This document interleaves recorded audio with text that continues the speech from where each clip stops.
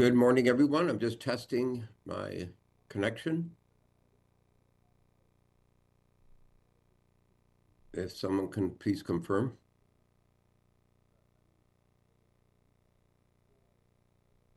Anyone? I guess not. Okay.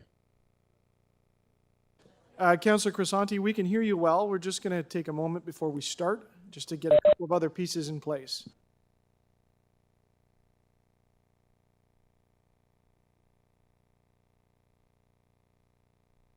I'll try once again. Good morning, everyone. I'm just testing my connection here. We can hear you very well, Councillor Crescent. We're going to get started in a couple of minutes. All right, perfect. Thanks.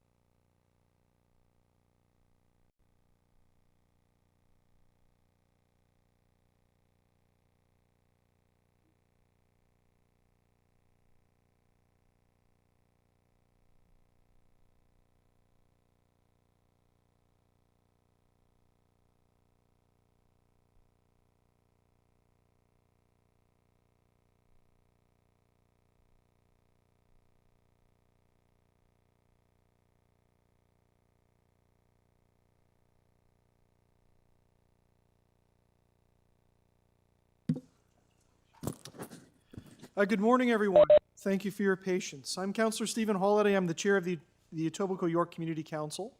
We have quorum, and I'm now calling meeting number 32 to order. Welcome, everyone. Today's meeting is being held by video conference and in person at the Etobicoke Civic Centre in the Council Chamber. The meeting is also being live streamed online at youtube.com/Toronto City Council Live. Although we may be meeting in different locations today, Community Council would like to acknowledge that the land we are meeting on is the traditional territory of many nations, including the Mississaugas of the Credit, the Anishinaabe, the Chippewa, the Haudenosaunee, and the Wendat peoples, and is now home to many diverse First Nations, Inuit, and Métis peoples. We also acknowledge that Toronto is covered by Treaty 13 with the Mississaugas of the Credit. If you're registered to speak at today's meeting, please listen for me to call your name. I will call speakers in the order that they appear on the list. The list of speakers can be viewed online by visiting the Etobicoke York Community Council page at toronto.ca/council and clicking the speakers box for today's meeting. Members, the City Clerk has published all agenda materials on toronto.ca/council and on the CMP, the Clerk's meeting portal. Clerk's IT staff are available to members if you need help with your devices. I also want to remind you to please submit and approve your motions by email. Staff are available at etcc@toronto.ca to help with motions. Are there any declarations of interest under the Municipal Conflict of Interest Act? If you do have an interest, please indicate the item number and the nature of the interest. Seeing none, we will proceed. May I have a motion to confirm the minutes from our meeting on April 29th, 2026? Councillor Morley moves. All those in favor? Any opposed? And that carries. Thank you for that. We'll go through the agenda items and we'll get to some new items of business at the end. Our first item is EY 21.1, switch these glasses, I think. EY 32.1, 2686 and 2688 Lakeshore Boulevard West, official plan and zoning bylaw amendment application, a decision report, and we will hold that for speakers. Our next item is EY 32.2, 39 Newcastle Street, official plan and zoning bylaw amendment application, decision report. We will hold that for speakers. EY 32.3, 5500 Dundas Street West, zoning bylaw amendment application, a decision report. We will hold that for speakers. EY 32.4, 1243 Islington Avenue, zoning bylaw amendment application, a decision report. We'll hold that for speakers. EY 32.5, 3100 Weston Road, zoning bylaw amendment application, appeal report. We will hold that for speakers. EY 32.6, 555 Rexdale Boulevard, Woodbine secondary plan study, infrastructure master plan, and transportation master plan, an interim report. We will hold that for a speaker. EY 32.7, 51 Burnhamthorpe Crescent, application to remove 2 private trees. We'll hold that for a speaker. EY 32.8, 4 Berryton Avenue, request for a fence exemption to the Toronto Municipal Code, Chapter 447. Hold that for a speaker. EY 32.9, 50 Northland Avenue, request for a fence exemption to the Toronto Municipal Code, Chapter 447. We will hold that for speakers. EY 32.10, 80 Pelmo Crescent, request for a fence exemption to the Toronto Municipal Code, Chapter 447. We will hold that for a speaker. EY 32.11, Algoma Street, traffic calming, speed humps. This is Ward 3. Councillor Morley. Thank you, Mr. Chair. Through you, I'd like to move deferral indefinitely on this particular item. We've been in the neighborhood doing a number of interventions related to traffic calming and safety. We want to allow that to proceed and see the impact on traffic patterns before we do any additional interventions. So we'll just be moving deferral on this item. Deputy Mayor Morley moves deferral indefinitely. All those in favor? Any opposed? That carries. Our next item is EY 32.12, Jeffcoat Drive, traffic calming, speed humps. Councillor Crescent. Yeah, thank you, Mr. Chair. I will be moving staff recommendations on this item. Thank you. Councillor Crescent moves staff recommendations. All those in favor? Any opposed? And that item carries. EY 32.13, Metrolinx, Eglinton Crosstown, West Extension, station construction, long-term temporary road closures, and traffic bylaw amendments. That's Ward 2. I will move these. I will express my thanks to staff for both very detailed work on this and I think some adjustments that are for the better. And I do acknowledge this is very difficult. This will be a long, difficult construction period, but I'm grateful for those that are involved making this the best that it can be. All those in favor? Any opposed? That carries. EY 32.4, Humberline Drive and Claireville Drive, south intersection, pedestrian crossing protection. Councillor Crescent. Yes, thank you, Mr. Chair. I'll be moving staff recommendations on this item as well. Thank you. All those in favor? Any opposed? That carries. EY 32.15, Black Creek Drive and Weston Road, pedestrian crossing protection. Councillor Nunziata. I'll move the staff recommendation. Councillor Nunziata moves the staff recommendations. All those in favor? Any opposed? That carries. EY 32.16, Lakeshore Boulevard West at Silver Moon Drive, lane designation. Councillor Morley. Thank you, Mr. Chair. We'll be moving the staff recommendations. Councillor Morley moves the staff recommendations. All those in favor? Any opposed? That carries. EY 32.17 Rosemeade Avenue, parking amendments. Councillor Morley. Thank you, Mr. Chair. Similarly, here moving staff recommendation with thanks. Councillor Morley moves the staff recommendations. All those in favor? Any opposed? That item carries. EY 32.18 Remington Drive, parking amendments. This is at a school. I'll move those recommendations. All those in favor? Any opposed? That carries. EY 32.19 4319 Bloor Street West, designation of fire routes, an amendment to Chapter 880 fire routes. This is in Ward 2. I'll move the recommendations. All those in favor? Any opposed? That carries. Members, there are 2 items so far that require motions to add as new business. Our first motion is Liscombe Road installation of speed humps. This is from Councillor Nunziata. May I take a motion to add this as business, Councillor? Councillor Nunziata moves to add this as new business. All those in favor? Any opposed? That carries. And there's a second one, reducing cut-through traffic in the Maple Leaf neighborhood. Councillor Nunziata, motion to add as new business. Councillor moves. All those in favor? Any opposed? That carries. Okay, that's our agenda for now. Go back up to the top to our first item. Our first item of business is EY 32.1, 2686, and 2688 Lakeshore Boulevard West Official Plan and Zoning Bylaw Amendment Application, a decision report. Our first speaker is Andrew Feranchik, WND Associates. Welcome, Andrew. Let's just get that mic set up and you try the... Testing? Oh, much that's better. Welcome to Community Council. You've got 5 minutes. Please begin. Thank you very much, and good morning. My name is Andrew Franchik. I'm a planner for the applicant for this application. We are here in support of the staff recommendations, and we have a very brief presentation that I asked my colleague here to flip through. Next page, and maybe the one after that too. So the site's located on the north side of Lakeshore Boulevard, just west of Royal York Road. It's on a particularly deep portion of this lot. This is a portion of Lakeshore that has a variety of building types, including mid-rise buildings up to 8 stories, as you can see off to the right.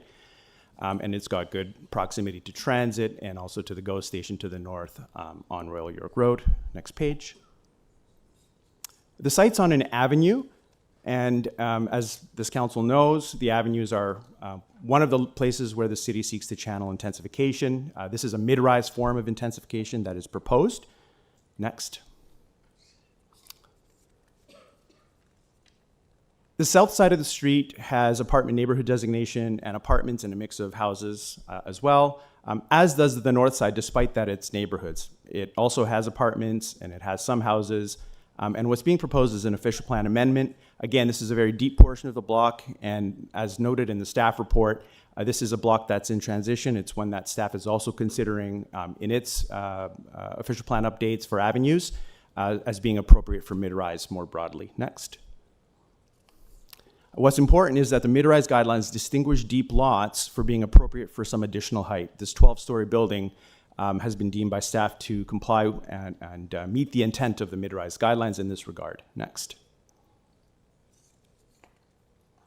Rear transition has been considered. There's a 7.5, then a 10-meter setback from the rear, which complies with the mid-rise guidelines, and that was very carefully worked through with staff over the course of a year. Next. The site has 172 units at 12 stories, and it's designed and massed in accordance with urban design staff. Next.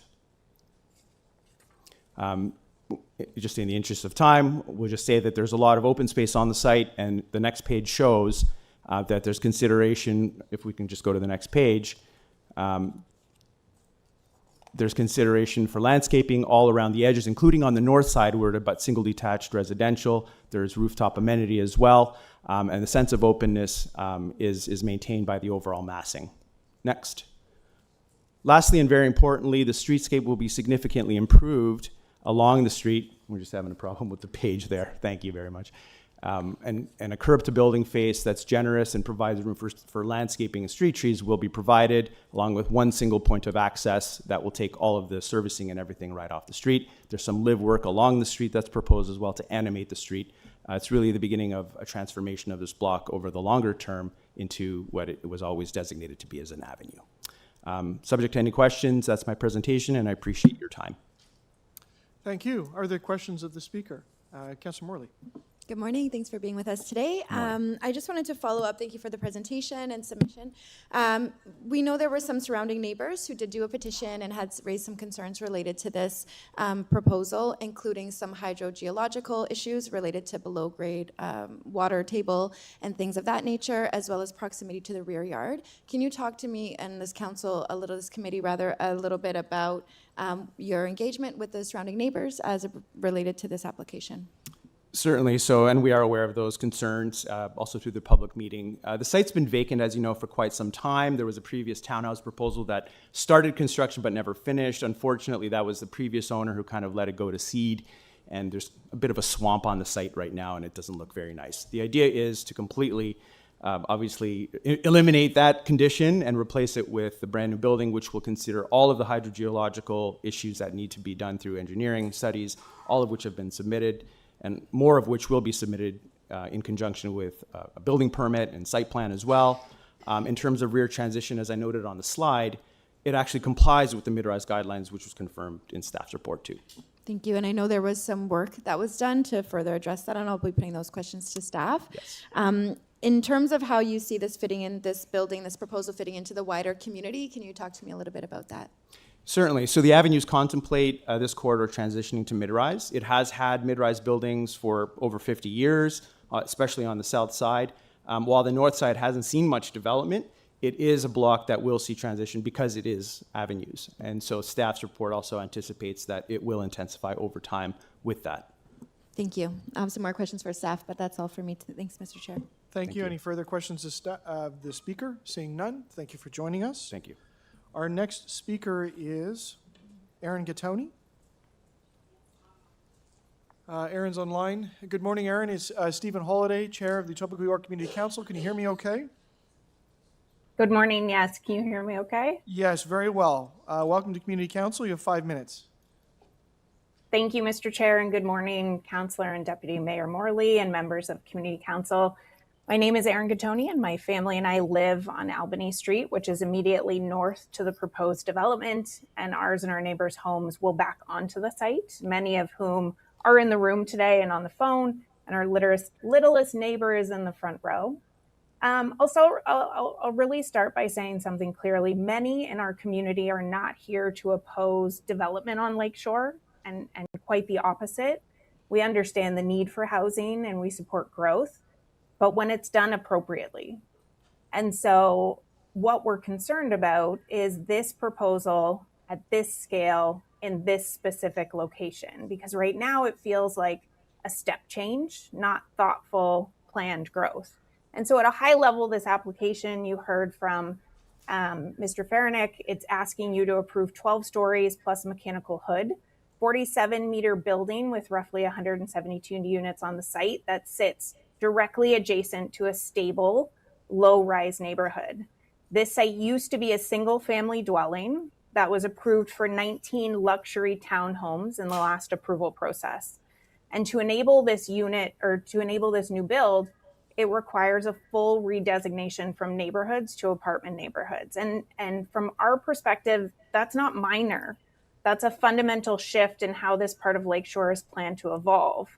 And so what we feel is missing from the broader planning context that would normally justify this kind of shift is there's been no avenue study, no secondary plan, no coordinated framework that says that this portion of Lakeshore is ready for this level of height and intensity. So what we're looking for at this specific site is to look at what we can do from a site-specific request for apartment scale development without the planning work that usually comes with it. So that matters because this decision doesn't just affect this one site, as Mr. Faranick talked about. If it's approved, it sets precedent that similar mid-block properties can come forward with this type of request. So without an area plan, without infrastructure alignment, and without a clear transition strategy, that's difficult to see. And then there's what it actually means on the ground for the people who live here. This building directly backs onto homes on Albany Street, a street with over 40 children, families of all ages, kids that go between houses and play. That is rare in Toronto. The height and massing create an abrupt transition, not a gradual one. There will be impacts to sunlight, privacy, and sky view. Streets which will be impacted, such as He-Man, which did not even receive a letter that their properties were going to be impacted. And so these aren't abstract planning concepts. This is how people live in their homes every day. There is also practical realities that don't feel resolved. The building of this size will generate real parking demand, and that pressure will move on to surrounding streets. And more importantly, and not a simple construction site, because of where the property is close to the lake with high groundwater table, underground rivers running through, this requires deep excavation to go 2 levels below for parking below the water table. That introduces complexity and risk. And from a resident's perspective, it's not clear that those risks have been independently validated or that there's a strong enforceable protection in place for adjacent homes. And when you're talking about potential ground movement, which is in the hydrological study, or water impacts, that's not something that people take lightly, and it affects our homes. I also want to say this. I recognize that the staff have recommended approval, but I think what's been done is we've interpreted the avenues policy quite broadly without fully weighting the lack of supporting framework, the immediate neighborhood context, and the cumulative precedent that this will create. Because the avenues policy doesn't mean anything goes, the overdevelopment and disproportionality of this site and this specific project undermines the planning protections. This site requires development to be appropriately scaled and transitioned properly into neighborhoods. And in that case, we don't feel as though this has been achieved. So our ask is straightforward. We are asking you not to approve this in its current form, and at minimum to defer and require a reduction in height and density more consistent with mid-rise form, a better transition to homes to the north, independent review of construction and groundwater risks, and a clear enforceable protections for the surrounding community. As a note, we did submit a petition that Deputy Mayor and Councillor Morley had talked about. What we were refused to put it as part of the record due to it not being addressed to the Etobicoke York Community Council. This is not about stopping development. It's about making sure what gets built is appropriate, safe, and consistent to how the city is supposed to plan growth. Thank you. Thank you for your time. Are there any questions of the speaker? Seeing none, thank you for joining us. We have one other speaker listed, and that is Eric Gattoni. Eric is also online. Eric, good morning. It's Stephen Holliday from the Etobicoke York Community Council. Can you hear me okay? Good morning. I can hear you, and so there's a bit of a confusion because my wife was meant to speak and not myself. So I think we're all set there. Okay, well, thank you very much. I'll just ask, are there any other speakers to this item? Seeing none, questions of staff. Councillor Morley, go ahead. Thank you, Mr. Chair, and thank you to the deputants for joining us today and for taking the initiative of talking to neighbors and putting a petition forward. I do want to get some clarification on the record related to this one. So, to staff, what are the highlights of the changes that have been made with revisions, with revised submission for this particular application? Through the chair, thank you for the question. My name is Daniel Kolominski, Senior Planner reviewing this application. From the original proposal, which came in 2025, originally the building height measured to the top of the mechanical penthouse was approximately 50 meters. In the resubmission that's before the council today, the total height measured to the top of the mechanical penthouse is 47 meters. There was a large elevated rear parking garage structure that was in the entire rear yard of this proposal in the original submission. It was about 6 meters in total height. That was eating into the rear separation of the mid-rise, of the original mid-rise building. That garage has been removed, and that area is now entirely free and clear of that structure and planned for trees. The mechanical penthouse structure was set back an additional 3 meters from the 12th story for a total of 16 meters of separation to the north property line, so an additional 3 meters of setback. The side yard setbacks of the front portion of the mid-rise building have been increased from 1.8 meters to 2.5 meters.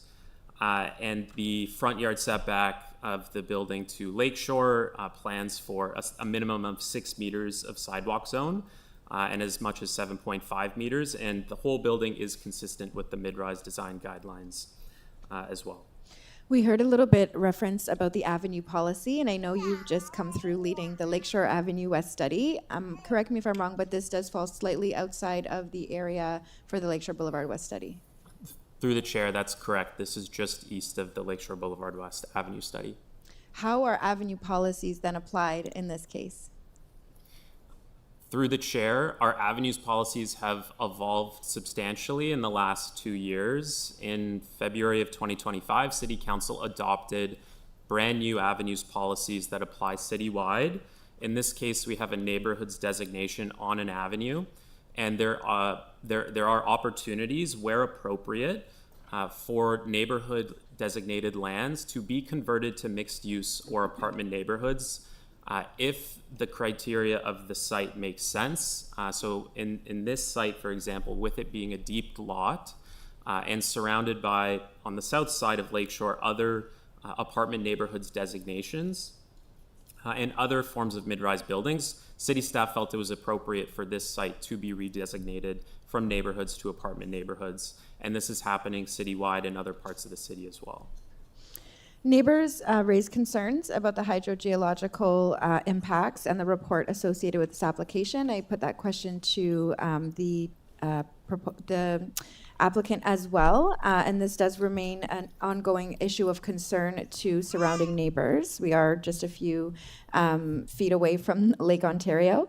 Can staff please provide a bit more of an explanation about what's expected on this property and what protections are in place to ensure that this is appropriately addressed and that there is no negative impacts to surrounding neighbors? Hello. Through the chair. Yeah, my name is Sean Wren. I'm the acting manager in development engineering. For this development, they are proposing dewatering of groundwater to lower the groundwater level for construction, for the excavation to build the foundation. Once that is constructed, the intent is for it to be watertight below grade without a need for long-term or continuous dewatering. So that's what my team has reviewed at this point through the site plan and building permit process.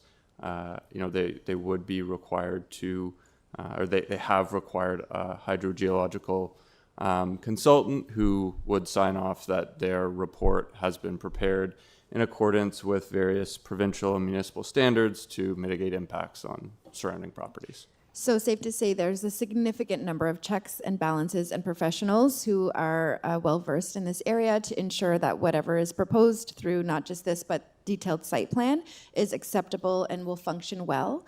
In practical terms, if, for God forbid, there's a failure or there's issues, what would typically be in place to protect neighbors from any impacts from this particular property? Last question, then a second round. Like insurance, or, is there any, what would come into play if our checks and balances fail and there was an issue related to flooding or water in this property? Yes, through the chair. Yes, there are a number of checks and balances in place if something should happen. I unfortunately can't speak to that, but I imagine, yes, there would be insurance and other things in place. Okay, I'm going to go for a second round when I can. Thanks, Mr. Chair. Questions from other members? I'll ask a couple. Did you need to continue with Mr. Wren? Okay, so I'll ask a couple then. To planning, I just wanted to go back to the discussion around avenues policies. So council passed OPA 778. So that is that says that avenues are going to change, but can anybody just go and build a mid-rise building today on that? Could someone walk me through what the current status is? Through the chair, there's certain areas across the city where they may be designated mixed use areas and zoned commercial residential, and there are certain locations where City Council has adopted as of right mid-rise buildings, Right. Where you could go to the city with an application for a mid-rise building and go through a site plan control process, perhaps committee of adjustment. This isn't one of those kind of sites where you could do that. You have to go through the redesignation process and rezoning process for a mid-rise. Does this fall under OPA 778, which is the Avenues Policy Review? Through the chair, yes. Okay, but that's two parts, is it not? There's a second part that occurs at the later stage that is the actual implementation, the phase 2, is it not? Do I understand that incorrectly? Through the chair, phase 2 of OPA 778 and the Avenues Policy Review is looking at a citywide concept of redesignating lands that are neighborhoods sitting on avenues.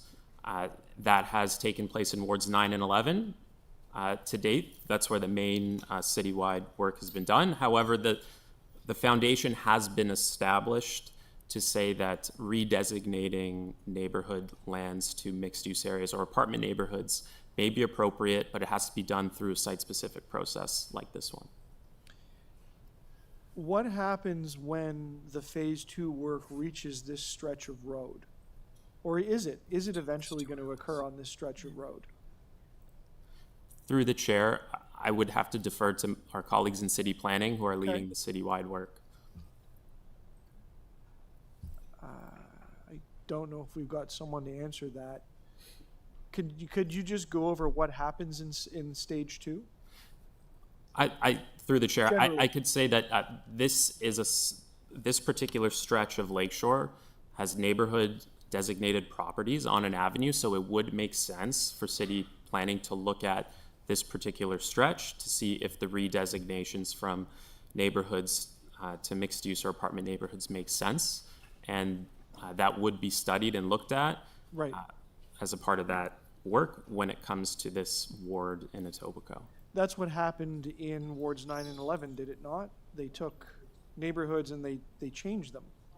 Through the chair, that's correct. So is it fair to say that there's a big work plan that's going on across the city to look at these stretches of roads? It's just that this particular component of Lakeshore Boulevard has not gone through that stage 2. Through the chair, that's correct. The original recommendation was to look at the entire city. Yep.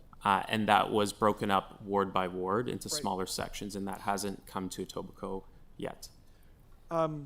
The idea would be, in the simplest sense, once the stage 2 occurs, somebody could build a building like this. I'm not saying that's exactly this, but they could build a mid-rise building as of right. And I think, as you said, they would go straight to site plan. There would be no consultation with the community. There would be no decision of council. It just, the builder goes through that work and then gets their building permit. Is that like a fair general summary? Through the chair, that would be fair. If all the redesignations and the rezonings occur, then a mid-rise building could be permitted as of right and just go through site plan control. Now, just so I'm not confused, the city did some changes on major streets, and they said that buildings up to 19 meters tall and up to 60 units could be built as of right. Can that occur on this site? Through the chair, yes, and looking at the context of this site, the site is broken up into 2 lots, 2686 Lakeshore Boulevard West and 2688 Lakeshore Boulevard West. The 2688 Lakeshore Boulevard West site would have the major streets apartment permissions for up to 19 meters in height and 7.5 meters of rear setback, so you could see the opportunity for a 6-story building 19 meters tall on this site. Thank you. I have no further questions. Round 2, Councillor Morley. Thank you, Mr. Chair. Through you to planning staff. I'm just going to continue to follow a few of the lines of questions I already started with. With respect to the hydrogeological, sorry, I just wanted to revisit that. Just what are the requirements, and I think it's really important to be clear about this, what are the requirements for managing water impacts from a new development on adjacent properties? It's kind of the question I already asked, but in a little bit of a different way. So if you could clarify, what are the requirements for managing water impacts from a new development on adjacent properties? Through the chair, through development engineering, we don't manage that. We really only manage whether or not they're discharging to the sewer system, but there are other provincial and municipal regulations in place. My team just doesn't handle that. Is there anyone here who can speak to that? Seeing none, I will move along. Thank you.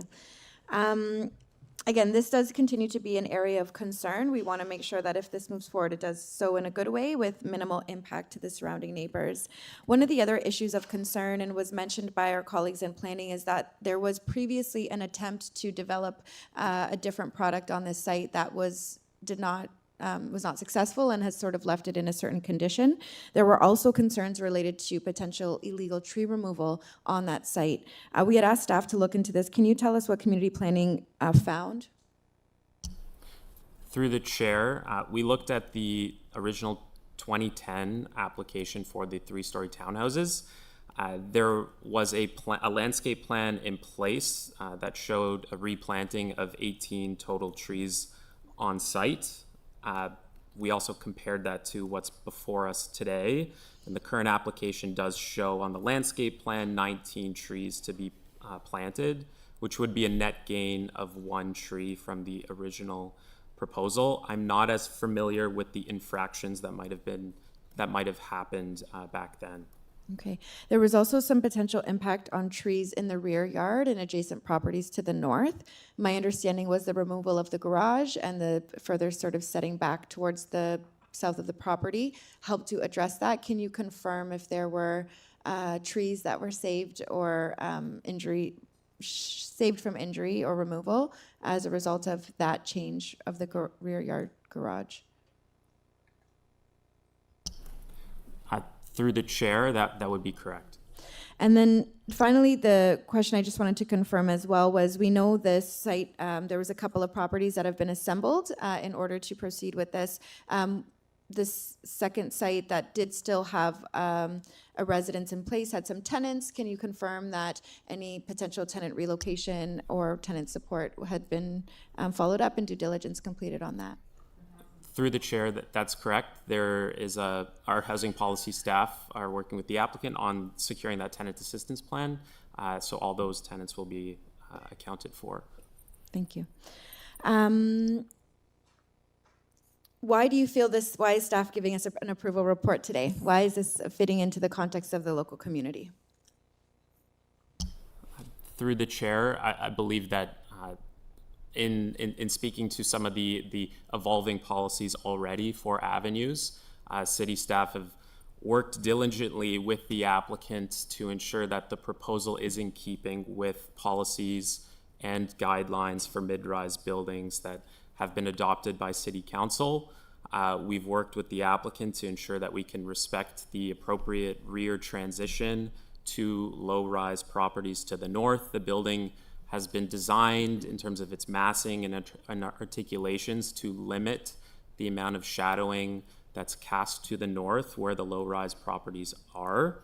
And we've worked to lessen the amount of at-grade use from an amenity perspective in the rear yard to further improve the privacy concerns that have been raised from residents in the community. And we've been able to secure tree planting that's increased from the original proposal in 2010. We're planning for a lot more people in this city. Avenues are targeted as a place for growth. We feel as though that this mid-rise building is designed in a way to take into account for the depth, the significant depth of this lot, and also accounts for appropriate opportunities for improved streetscape in the front yard so that we have accessible sidewalks. I just have one quick question. Sorry, Daniel, I'm just going to jump in there. Yeah, but I thank you for this summary. I think this all highlights important work. that we're doing as a city. The last one was just a question about impacts to transit and parking, for example. Can you talk about how this site is served from a transit standpoint and what the anticipated impact would be from any additional new residents here?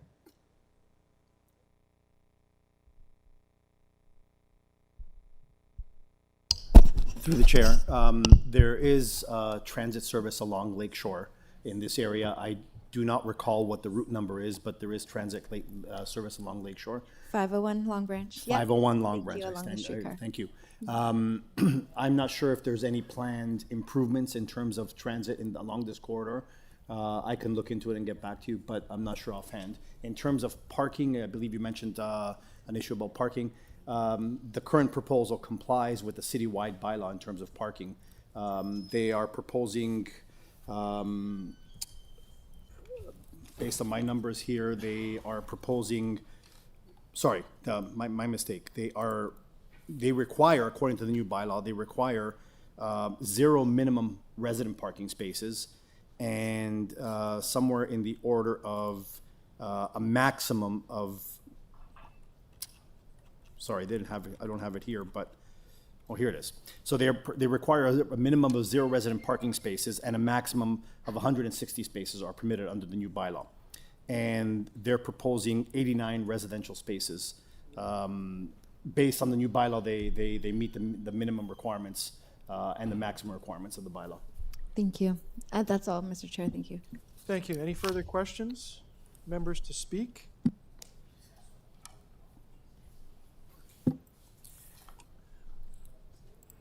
So I just want to make a comment on this. The avenues policy was something that I was very critical of, continue to be very critical of, and this is what happens when those things pass. The second half of the work, is one of the speakers pointed out today, isn't done. And so this is a leading edge application.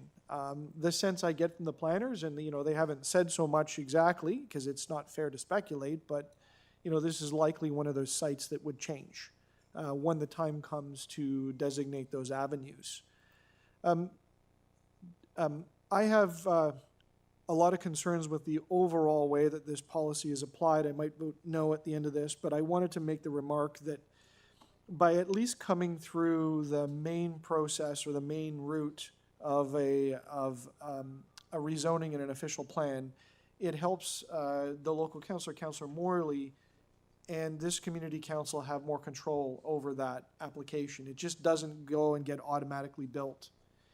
So I do want to recognize, the thinking that the speaker today talked about. She lived nearby and she raised concerns. This sort of seems early, but we also have to be realistic and understand that it would be a matter of time, and that while it may be a leading edge precedent, wait till the rest of the policy comes through and changes the dynamic of the neighborhood. So I know, Councillor Morley, you've got a lot of work to do on this, and I know that you will, and you've got control because of this report.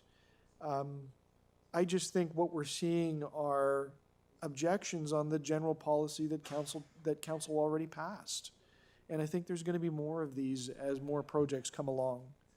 But thank you for the opportunity to speak about it, and I wish everyone to do the best they can with this report that's in front of them. I know it's difficult.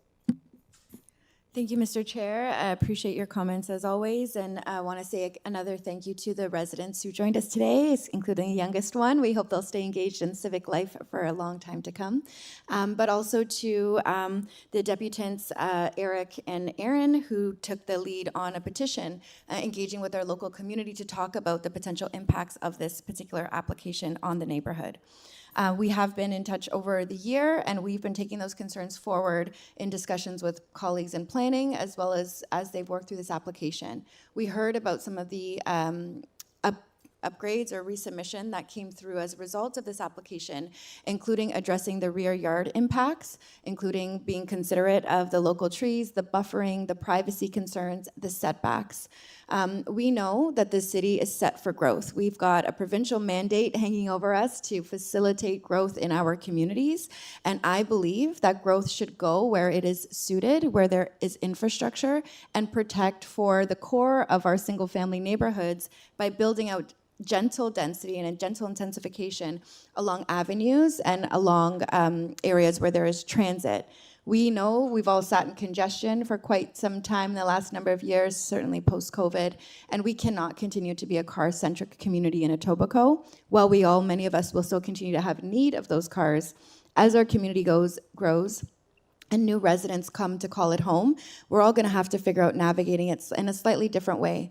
Because if the growth we're set for, which is 70,000 new units proposed or in the pipeline just in Etobicoke Lakeshore, and every one of those 1.5 individuals per each unit has a car, we're not going to be moving through this community in a good way. So this council is very focused on investing in transit, in making sure that our systems are reliable and consistent. We've got incredible civil servants at the TTC, for example, who keep those systems running and operating every day. And we want to continue to invest in the types of things that are going to make our cities sustainable into the future, and growing in spaces where it can accommodate that is what that looks like. We're also aware of how this impacts the local community. And I do want to share, and we'll have an update in an upcoming newsletter, that we were able to secure an expansion of parkland just south of this site, a little bit southwest of this site. And so more details to come on that. But we know that the quality of life and the ways in which we interact with our green spaces in Etobicoke Lakeshore really matters. And those are things that we're working hard to protect and grow as the community grows as well. So I will be moving the staff recommendations here today, and I'm going to continue to work with colleagues and the local community on additional motions to address site plan review and community benefit charges, where we'd like to allocate those in the local community as it comes through the council process in an additional number of weeks. But we do appreciate the need to move forward here. The site has been left derelict. One half of the site has been left derelict for quite some time, and that's not a good state or condition for our community. I do believe that we need to continue to advance the policies that we're supporting here, and doing that ideally collaboratively, respectfully, as good neighbors as new applications come forward. So with thanks to everybody involved and with a commitment to continuing to do the work to build out our community in a good and complete way, I will be moving the staff recommendations. Anyone else to speak? Seeing none, all those in favor? Any opposed? That item carries. Our next item is EY 32.2, 39 Newcastle Street. Official Plan and Zoning Bylaw Amendment Application Decision Report. We have a registered speaker, that is Lori Payne. Is Lori here? Welcome to the Etobicoke York Community Council. Good morning, Council. Good morning. My name is Lori Payne, COO and EVP of Development for OGDC. OGDC is the applicant for the development proposed at 39 Newcastle. We support city staff's recommendations as set out in EY 32.2. We know your agenda is very full today, so my remarks will be very brief, but I'm happy to answer questions. The proposed development at 39 Newcastle implements the city's vision for the area around the Mimico GO station, and it's as set out in the Mimico-Judson secondary plan. In particular, it provides an active streetscape along Newcastle and Windsor streets. It establishes critical segments of the new cycle route through the area, and it provides a new gateway to the GO station with new public open space and new retail. We recognize that there have been development proposals for this area that have not been successful. We know that the community is eager to see transit-oriented development take place around Mimico GO station. We believe the development proposal before you is a critical step towards the revitalization of the area. Lastly, we would like to thank Councillor Morley and city staff for the effort they have put into addressing the development challenges of this site and moving the plan forward. It has been a smooth and productive process, and the input of staff, the councillor, and the community have made the plan better. We would also like to thank the local community association and community members for their feedback, enthusiasm, and the spirit of collaboration they brought to the process. We look forward to working together as we move to the next steps. Thank you. Thank you. Are there any questions of the speaker? Councillor Morley has a question. Thank you. Thank you for being with us, Lori. I just wanted to pick up on that last point you made about the neighbors and the local residents association, the local BIA, and others. This has been a site, as you know, and you mentioned in your remarks, that has really been a slow to start and a number of, frankly, starts and stops right around the Mimikoko in a transit-oriented community. What has the nature of your conversations been like with some of the surrounding stakeholders in terms of their perspectives on this application? We've had very positive communications with the community. They love their community. They're passionate about it. We've had, for a number of points and feedback provided to us that actually made the plan better. One of the things we heard, for instance, is that they wanted to make sure the access to the GO station was kept as smooth and easy as possible. So we moved all our car access away from the GO station entrance and replaced that with a public open space and new retail. So as I said, I think the community input has made the plan better, and we hope that they will continue to be involved as we move forward. Thank you. That's it for me, Mr. Chair. Thank you. Thank you. Any further questions of the speaker? Seeing none, thank you for joining us. I'll ask if there's any other speakers to this item. Seeing none, questions of staff? Councillor Morley? Thank you. Just one quick one to staff on this one. Can you explain why there's less non-residential space in the proposal than expected? And does community planning support the amount of non-res space that we do see included in the final submission? Through the chair, thank you for the question, Dia Morley. So there is a reduction in the non-residential requirement as what was originally envisioned in the Mimikoko-Judson secondary plan. So under the secondary plan, there was a requirement for 2,350 square meters of non-residential uses for a maximum of 62,700 square meters of residential GFA. What we're securing in the bylaw today is 750 square meters of non-residential GFA for a maximum of 105,000 square meters of residential GFA. Through the review of the application, staff have encouraged the applicant to increase the non-residential provision, and this did result in an increase of the non-residential provision from 500 square meters in the first submission to 750 square meters in the second submission.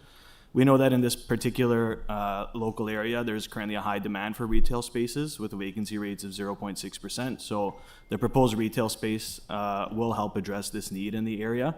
The applicant really did maximize the amount of space, the ground floor space that's dedicated to retail, considering that there's a need for residential accesses to the sites. So really the only other viable option to increase the non-residential provision would be through second-story non-residential uses, which in the current market are very difficult to try to facilitate within a proposal. They did submit a non-residential market feasibility memorandum that confirmed this as well, the difficulty of providing these second-story retail spaces or other non-residential spaces on the second story. So what we've done is we've secured a minimum in the zoning bylaw, which is 750 square meters. And we think that these retail uses are good quality, located next to the Mimikoko GO station and along Newcastle Street, which will be introducing new retail spaces, which will serve the future residents while contributing to the establishment of complete communities. Fantastic. Thank you for that. Can you also, just on that note of complete communities, there are a couple of elements of this development proposal that aligns with wider city building vision and pieces of work that we've sort of set out in terms of connectivity and those pieces. Can you highlight what this proposal will bring to help build out some of those other local connection points? Absolutely, through the chair. So there's a few aspects of the proposal that help, achieve the visions of the Mimikoko-Judson secondary plan. I think firstly is, as Lori was mentioning earlier, the access to the Mimikoko GO station, Windsor Street. That stretch of Windsor Street, specifically south of Newcastle Street, was envisioned as sort of the gateway to the Mimikoko GO station. So it was envisioned as a pedestrian-focused area. We were able to remove the access off of Windsor Street, consolidating it on Newcastle, which provides a nice gateway to the Mimico GO station, and as well as providing a pop space along Windsor Street, which should help facilitate future residents to access and meet with each other before accessing the Mimico GO station. In terms of pushing along the policies from the Mimico-Judson secondary plan for transportation, the applicant did include the Mimico-Judson secondary plan, which is essentially a bi-directional cycling lane that'll run within the public right-of-way along Newcastle Street and south along Windsor Street towards the Mimico GO station. Thank you. I'll leave it there. Thank you, Mr. Chair. Thank you. Any other questions of staff? Seeing none, members wishing to speak? Councillor Morley, go ahead. Thank you, Mr. Chair. Thank you for the patience of my colleagues this morning. I do want to just speak on this application, and it is something we are glad to see moving forward. I will be moving the staff recommendations here, and as was mentioned, there are a number of city policies that have been established for this area that have not seen any significant starts to date. It's been over a decade in the Mimico community surrounding Mimico GO station, which is higher order transit, which is well served. We have some issues with parking, we know, we're working through those, but it is, an accessibility as well. But we do know that this is a really, really important higher order transit connection point, and it has been envisioned for quite some time as a high-rise transit-oriented community. This has been, again, a really frustrating corner triangle, the Mimico Triangle, for the community because of the number of starts and stops and the lack of, frankly, progress that we've seen on any site to really bring the visions that have been long set in place to fruition for our community. So we're glad to see that this application has come to a place with support from staff and the local community to move forward. We appreciate some of the very considerations that were highlighted by my colleague in planning that really helped to bring to life some of the connection points and vision for how this community can grow in a good way. Bring in new residents, get them connected to transit immediately, lessen the need for car dependency, but make sure that people have good quality homes in here in our community where they can be supported by infrastructure. So I am moving staff recommendations, and I hope my colleagues will support that. Thank you very much. Thank you. Anyone else to speak on this item? Seeing none, all those in favor? Any opposed? That item carries. Our next item is EY 32.3, 5500 Dundas Street West, zoning bylaw amendment application. We have speakers on this item. Our first speaker is Rishaba Kumar. Is Rishaba here or online? Good morning, Rishaba. It's Stephen Holliday from the Etobicoke York Community Council. Can you hear me? Yes, good morning. Great, we can hear you well. You've got 5 minutes. Please go ahead. Thank you. Good morning. My name's Rishab Kumar, and I live directly north of the site on Silver Hill Drive. So I recognize that this site is an avenue designation and that growth is anticipated along Dundas. My concern is not with growth itself, but my concern is more whether the specific build form proposed provides appropriate transition to the homes directly north of the site. The staff and applicant rely on the 4-story north edge like a podium, setbacks and stepbacks, which is relevant to that 4-story north edge. And these are predominantly the methods used. But I think the transition should also be judged on the full built form the residents in our neighborhood will live beside, and not just the first few stories. So the 4-story podium does not make the 14 and the 16-story mass just behind it disappear. So extrapolating that, there's further concern around the shadow piece, and I understand a comparison to a mid-rise guideline massing. It shows that it's not adverse compared to that, but it does not change the practical reality of persistent loss of daylight and then also irreversible loss of privacy for homes right above, right on the north side. So to me, this is definitely not suggestive of a gradual transition. implies like it's a tower scale, mid-rise, the highest mid-rise tower scale built right beside 1 and 2 story homes. So reinforcing the point around the transition does not seem appropriate. So I respectfully asked the council to not approve this proposal in its current form, and then require appropriate revisions to soften that and provide substantial, meaningful transition along the north edge. Few of the measures, I think you've spoken about it, but to reinforce the point would be a reduced height at the interface, substantially more landscaping buffer on the north edge, and redistribution of the mass, which is the tallest mass of the towers further towards Dundas. Thank you. Thank you. Are there any questions of the speaker? Seeing none, thank you for joining us. Our next speaker is Ryan Doherty from Bousfields. Yes, Ryan is here.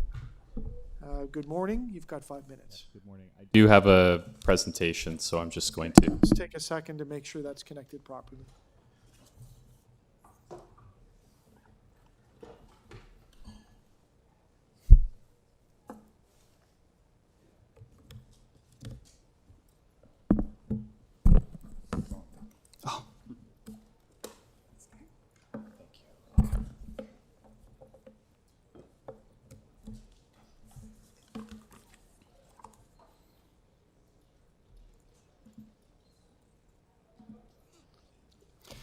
Wonderful. Thank you for giving me a moment. My name is Ryan Doherty. I'm a land use planner with Bousfields, here on behalf of the applicant, First Capital. Thank you for giving me the opportunity to speak. As well, I want to thank staff for their efforts on this application, and we are in support of the recommendations to approve. This site is located on the north side of Dundas Street West, near Highway 427. The site is located just over 800 meters from the Kipling Transit Hub. It's served by several local bus routes and is along the planned Dundas BRT. The site occupies the block between Pollard Drive and Billingham Road. It's considerably large, about 1 hectare in size. It has a frontage of 170 meters and a depth of about 54 meters. It is currently occupied by a vehicle dealership. This site is located along an avenue and is designated mixed-use areas in the official plan. These are areas for growth with predominantly mid-rise buildings. The proposal is for 2 buildings of 14 and 16 stories, each with a 4 to 5 story podium. A POPS is proposed at the corner of Dundas and Billingham, and an internal pedestrian courtyard is proposed between the 2 buildings that is also intended to be publicly accessible. The proposal will significantly enhance the condition and safety of each streetscape, which is currently quite auto-dominated. The buildings are set back about 6 meters from Billingham and Pollard, and up to 10 meters along Dundas Street West, so creating considerably large landscape frontages. There is a vehicle driveway and 2.5 meter landscape buffer located to the rear. Overall, the proposal includes about 10,000 square feet of at-grade retail space and about 40% 2 and 3 bedroom units. The built form here has been considered very carefully with respect to the city's mid-rise design guidelines. The building heights are proportionate to the width of Dundas Street West, which has a right-of-way width that ranges of about up to 41 meters. When you pair that with the proposed front yard setbacks, the perceived right-of-way width of Dundas is about 45 to 50 meters. To the rear, the base buildings are set back 12 to 13 meters from the north lot line, with the upper elements set back 20 meters or greater, about the width of a typical local street. By comparison, the city's mid-rise guidelines would require 7.5 meters for the base element and 10 meters above for the upper element. That's the blue line here, about half of what is proposed in this case. The buildings also provide a 20-meter separation distance between the 2 buildings and are stepped back on all sides, which is in accordance with the city's guidelines. Here's an elevation view illustrating the proposed rear yard setback, again, compared to the mid-rise guidelines, which is the blue line. The proposal is providing about double the recommended rear setback. In addition, compared to the proposal, the guidelines would actually allow for the base elements to be taller, 20 meters, and again, situated closer to that rear lot line. Here is a conceptual rear yard section of that driveway area. As a means to help mitigate overlook, the proposal does provide a 2.5 meter rear landscape buffer. The intention is to provide taller plantings in that area to help provide screening for the adjacent rear yards, and this is something that will be further explored at site plan control. The bulk of the rear landscape strip is intended to be occupied by about 13 oak trees, again, to provide screening. And as an additional privacy measure, the proposal does restrict projecting balconies along the north faces of the buildings. We have looked at shadowing really closely with respect to this application and with respect to the city's mid-rise guidelines. On the left is the proposal. On the right is a mid-rise guidelines massing, and we've taken some snapshots throughout the day. In both cases, shadowing is predominantly limited to the properties along the south side of Silver Hill and west side of Pollard. And what this study demonstrates is that the difference between shadowing from the proposal and what would be supported through the mid-rise guidelines is marginal. There are somewhat greater shadows from the proposal in the early morning. However, by the afternoon, shadows from the proposal actually move off the low-rise properties earlier than what the mid-rise guidelines would allow. And again, that's because of that additional separation distance that's provided. So overall, we think this is a good application. We think it achieves the city's objectives for its avenues. We think it's appropriate given the configuration of the site. We acknowledge the concerns raised by neighboring residents and understand that development does come with its impacts. However, for a rapidly growing city, we need to ensure that we are appropriately optimizing the use of our avenues. Thank you very much for your time. Thank you. Are there any questions of the speaker? Councillor Morley. Thank you for the submission, and I did want to dig in a little bit more because I think the shadow impacts really are some of the most challenging aspect, one of the most challenging aspects of this file for the neighboring community, and understandably so. We saw what a significant impact, and so I just wanted to dig in a little bit further about the level of consideration and review that you did in terms of looking at alternative massing. We heard from the first deputant about a reduction in height at the interface. I'm not sure what that means, but maybe you as an expert might know, as well as you identified some landscaping. But can you just talk to us a little bit more about what considerations went into looking at alternative massing for this building in consideration of the neighbors to the north? Yeah, so a lot of consideration did go into that effect. We had an extensive pre-application consultation process with city staff where there were a number of different massing options that were worked through. Again, this site is unique from other sites in that it has that significant depth where you can get a taller massing while providing a significant setback from Dundas while also significantly exceeding the mid-rise guidelines. So that was one of the key considerations, is understanding these buildings are on the north side of the street. Quite frankly, any mid-rise building is going to cause shadow on those properties. And so it's how can we move the massing as close to Dundas as possible while still achieving the city's public realm objectives. And can you confirm that you've maxed out the ability to set closest to Dundas as possible? It may be possible to shift the buildings slightly closer, but again, we want to make sure we're achieving the city's public realm objectives. There's also the planned BRT that's coming through here. It's unknown what type of land takings might be needed for that. Right. What additional opportunities will remain for the local community and the local councillor's office to have a say with respect to site plan and some of the other final pieces of this application that will be impacting and experienced by the local residents? Yeah, well, there's of course the construction mitigation aspect. We will be required to submit a construction management plan. The applicant will have to work with your office as well as the local community to make sure that those impacts are mitigated. I think we would like to hear from the community about where the community benefits contribution could go towards, how to what goes in that landscape buffer. There's some servicing considerations we're working through. So those are all things that we'd love to hear from yourself as well as from the community on. Thank you. Last quick one, sorry, I don't see the timer up. I'm okay for time, thank you. Is just with respect to the north-facing balconies.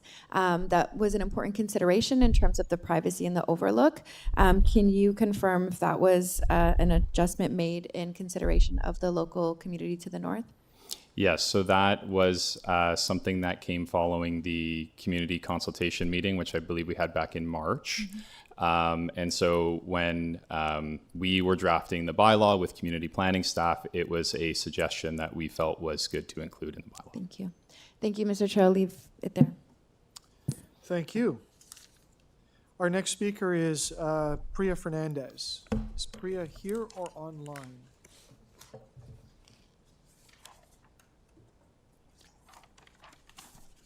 Okay. Our next speaker is Lee DeFonso.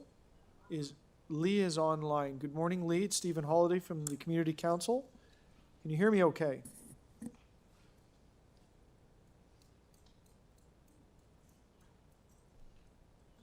Lee, if you can hear me, we cannot hear you. Good morning. Good morning, Lee. Welcome. You've got 5 minutes. Thank you, Mr. Chair, and thank you for to the other members of the council. As a resident of 117 Silver Hill, I did attend the February 26th meeting. We as a community, were over 50 of us were on it, voicing our concerns about this development. And I want to start by saying I am not opposed to development. I am opposed to a development that does not respect our current community. It is a long-standing community in Etobicoke with many single-family, low-rise bungalow homes. We are not happy with this development. We ask that you do not approve the zoning change. We ask that you look at other properties within that area. The south side of Dundas would be a perfect opportunity, looking at the current developments that are happening close to Kipling subway station and the one that's developing at Shorncliffe and Dundas. We want our community to stay the same. We have huge concerns about the traffic, the parking, and to be perfectly honest, the water table. This past weekend was very clear that the water table in this neighborhood is not conducive to a 14-story and a 16-story building. All of our backyards are flooded with just rain. The gullies are full. And when we approached this at the community meeting, it was like, oh no, don't worry, we'll shore it up. I have huge worries. This is a first-time development encroaching on a very significant neighborhood. We are concerned this development does not fit our community. It is not a critical development to us. Can the city, can First Capital find a different space to build this building? That is my question. Thank you for your deputation. Are there any questions of the speaker? Councillor Morley, go ahead. Hi, Lee. Thanks for joining us. Thank you for your deputation today and for speaking up on behalf of the neighborhood. I just wanted to address your proposal that a different space is sought. Do you appreciate that this is not a city-led initiative, it's not a city project, that this is a private property who owns this particular parcel of land, who's looking to re-envision what the future of this land looks like? Yes, I do appreciate that, and I don't understand why they would pick a property that is going to completely impact this neighborhood. Yeah. First Capital, I know, I've looked it up, it's big. Why can't they purchase the land somewhere else? There's the property directly south, Honeydale Mall. That was supposed to be redeveloped. Mm-hmm. Why is it not being chosen? To be honest, I don't know if First Capital has owned this land the whole time, but the original plan, because I've lived in this neighborhood for 26 years, I've been an owner for 26 years, Mm-hmm. and I will be honest and tell you, I picked this neighborhood because I don't want to live and raise a family and live my life around high-rise homes, high-rise buildings. If I wanted to, I'll live downtown because I work downtown. Mm-hmm. I want to live in a community that is a community, and this is not going to be a community. Yeah. The original plan for this site way back, I think it was probably about 20 years ago, was to build townhomes that were high-end townhomes and not exceeding current um, our current homes, basically. The What heights. happened to that plan? Because that was well accepted by the community. Yeah, thanks so much, Lee. I'll address some of those pieces in my remarks. Okay. And again, really appreciate you taking the time today. Thanks, Mr. Chair. Thank you. Our next speaker is John Black. Is John here or online? Present. Great. Welcome, John. Please come on up to the front.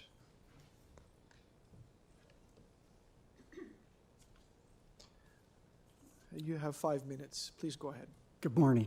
I'll be very brief. I'm a resident on Pollard, and all I can say is the 16-story ratio compared to one-story buildings. Visualize a 16-story building, visualize the wall, and a one-story house, it's maybe 2 feet. There's a setback, and I think the ratio is ridiculous. It's crazy. I'm not a planner, but I see absurdity when I see it. 16 to 1. That's my presentation. I obviously think it's 16 stories is too high. What's suitable? Maybe 8. I don't know. I'm not a planner, but planners, do your thing. Thank you. Sorry, I have to squint on this because our next speaker is Shanti Krasta. Sorry. Shanti's online. Welcome to the Etobicoke York Community Council. Shanti, it's Stephen Holiday. Can you hear me okay? Yes, I can hear you. Thank you. Please go My ahead. my major question is about the water table too. Like now, when the construction is done and they will have concrete all around for the parking and for the transportation. So where is the water then going? How are they going to manage that water, rainwater from there? It's going to come into the neighboring houses. So as it is, we have the flooding issue. And if this water is also flowing into our neighborhood, then that's going to be a major concern for all the houses. So, and the neighbors. So that's one concern. The second part is the traffic. So the traffic, where the Polhard Drive and the Billingham Road, my house is facing the Billingham Road. It's a narrow road. It's a narrow street. And now, if they are having their entry into the building through Billingham, then how is the traffic managed? Because that's going to be a hell lot of a traffic that's going to come in and out of that. And sometimes, we also have a public transport there, and sometimes we have like 4 buses halting there to get the people up and down into the bus, and then we have no choice but to wait for all those 4 buses to pass, and then we get into Dundas Street. So that's a major concern about the traffic part. Also, the parking will overflow to the neighboring houses. So that doesn't keep us safe from the strangers, and there'll be a lot of traffic. What is the alternative? Are they for the parking facility that they're providing for the shoppers and the residential visitors, the guests? Because the parking they have is just not sufficient. If that's a commercial building coming in, that's absolutely not sufficient at all. So that's the second concern I have. And the third thing is this all taken care? Where is the transformer for the power supply going to be in the building? Closer to the fence of the neighboring houses, or is it towards the Dundas? Because that space is not enough. So where is that going to place? So those are the few questions I really wanted to be answered. Thank you. And just before I check if there's any questions from my colleagues, I just wanted to thank you for your deputation, but let you know that our procedure doesn't allow us to answer your questions. But I know your councillor, Deputy Mayor Morley, was listening very carefully, and hopefully you'll have an opportunity to connect, or some of those questions may get answered today in our community council process. So with that, any questions of the speaker? Seeing none, thank you for joining us. I will check Thank you. one more time. Was it Lee DeFonso that we were missing? Is Lee available? I'm sorry if I've got that wrong. Priya Fernandez. Priya's not online. Okay, anyone else to speak on this item? Seeing none, questions of staff. Thank Councillor you. Morley, go ahead. I know, it's a long morning, Councillor Nunziata. I'll do my best to go through quickly. Thank you to staff. I wanted to put some of the questions that we heard from the local community and to you all. The first one was related to transition concerns. That came up almost across the board from all of the deputants, and certainly in a lot of the conversations I've had with local residents about the concerns related to that transition. Can you talk to us about what work was done and to address the transition opportunities on this file, and whether that was an exhaustive process and alternatives were reviewed? Through you, Mr. Chair, public concerns raised during the community consultation meeting assisted us in determining what performance standards would be secured in the draft ZBA, including matters of transition and built form. This also included revisions that were secured post CCM. Firstly, a height reduction of 2.9 meters to each building was secured to generally align the building heights with the perceived right-of-way width, achieving that 1-to-1 ratio we look for. Generous setbacks of up to 24.6 meters to the low-rise neighborhood were also secured, and that vastly exceeds the 10 meters contemplated under the council-adopted mid-rise guidelines update. Additionally, as explained further, balcony restrictions were also secured in order to reduce overlook and that perception of bulkiness. And minimum separation distances were also secured between buildings as well to ensure that the bulkiness was also reduced. In addition to that, in terms of transition, there were also been restrictions added to the location and size of both mechanical penthouses. So a number of revisions were secured in response to concerns from the public with respect to massing and transition. Thank you. My second question is with respect to traffic and parking impacts. If you could give us a summary of what the proposal is proposing related to those issues. Thank you.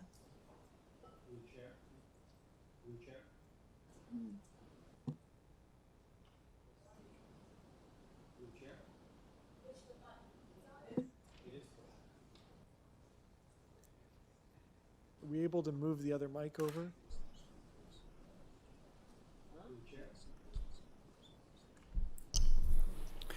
Through the chair, there you go. Thanks, Lee.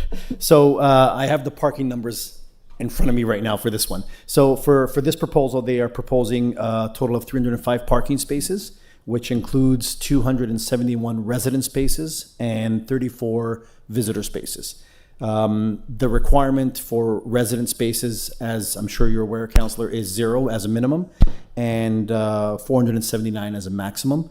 The visitor spaces, they are complying with the minimum requirements. So overall, the site is complying with the minimum and maximum requirements of the citywide zoning bylaw. Great. And we did hear from the applicant that there are largely, not largely, 40% are family-sized units.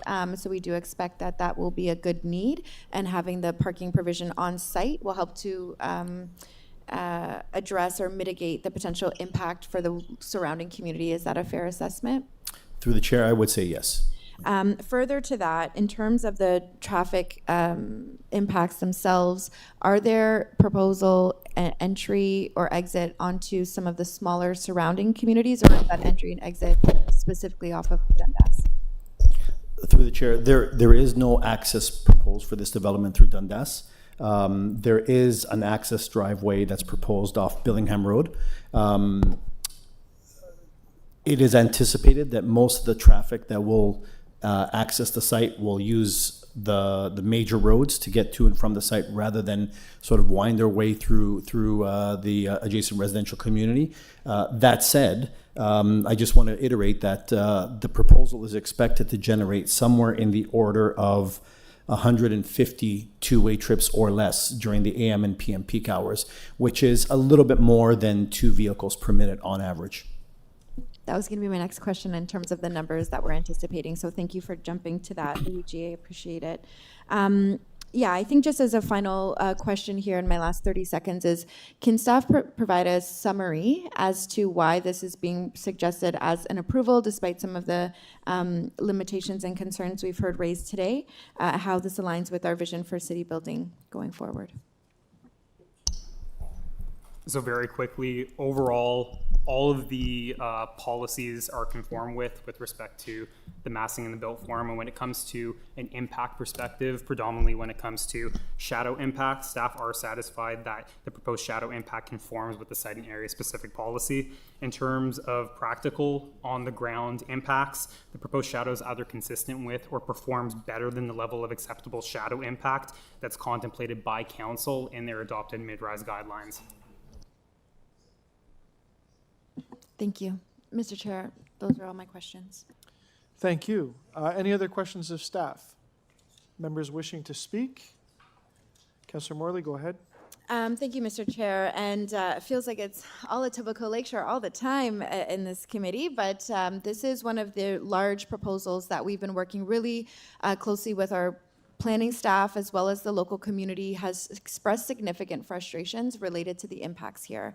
We know that residents in Etobicoke Lakeshore are feeling stressed about the level of growth and change that is at our doorstep, essentially, and that we are being required to navigate. And that's just real. It's very difficult when you move to a community and you appreciate the blue skies and the sunshine that we are afforded here. And many of us have chosen to call this place home because we do not want to live in a high-rise concrete jungle, which we know is largely characteristic of the downtown. That being said, our community is required to absorb significant growth, and we are really working hard here as a council to ensure that that growth is being situated in areas that can support it, where the impact to existing stable local communities is mitigated and minimized as much as possible, and wherever possible as well, that new development represents a benefit to the local community, whether it's streetscape upgrades, additional pop spaces, publicly owned, privately owned, publicly accessible outdoor spaces, wider sidewalks, better infrastructure, and overall a growing community that is complete and connected and serves everybody's needs. That's really the work that we are seized with and we work hard to do every day. It is very difficult to get to a perfect outcome where everybody's happy. You've come to learn that that is just not possible in this work. But we do have to be consistent in applying the policies and the guidelines that we are subject to, along with doing our best to address community voice. So securing, for example, the restriction of balcony on the north side, working closely with planning staff to address and try our absolute best to work that transition to a generous setbacks versus the bare minimums. Those are some of the areas where we continue to have some ability to influence how these applications are shaped, and we take that work seriously and we work hard at it. Again, it's still not going to, unfortunately, address some of the very real concerns related to new shadow impacts to those neighbors immediately north, and I do regret that. However, this is a supportable application. I will be moving the staff recommendations to support it, with thanks again to the local community for their patience and their participation in the process. Thank you, Councillor. Anyone else wishing to speak? Seeing none, all those in favor? Any opposed? That carries. Our next item is EY 32.4. 1243, 1243 Islington Avenue, a zoning bylaw amendment application decision report. We have registered speakers. Our first speaker is Norma Inch. Is Norma here? Okay.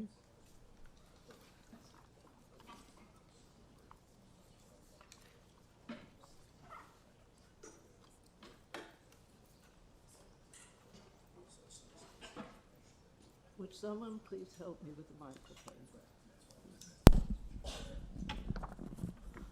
Oh, thank you. Just, Norma, if you just If I could just get some order in the chamber.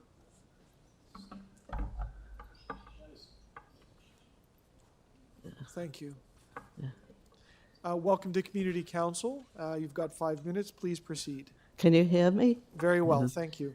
My name is Norma Inch and I live at 2 Aberfoyle Crescent. The first thing I want to address is the impact this building will have on the residents of this area.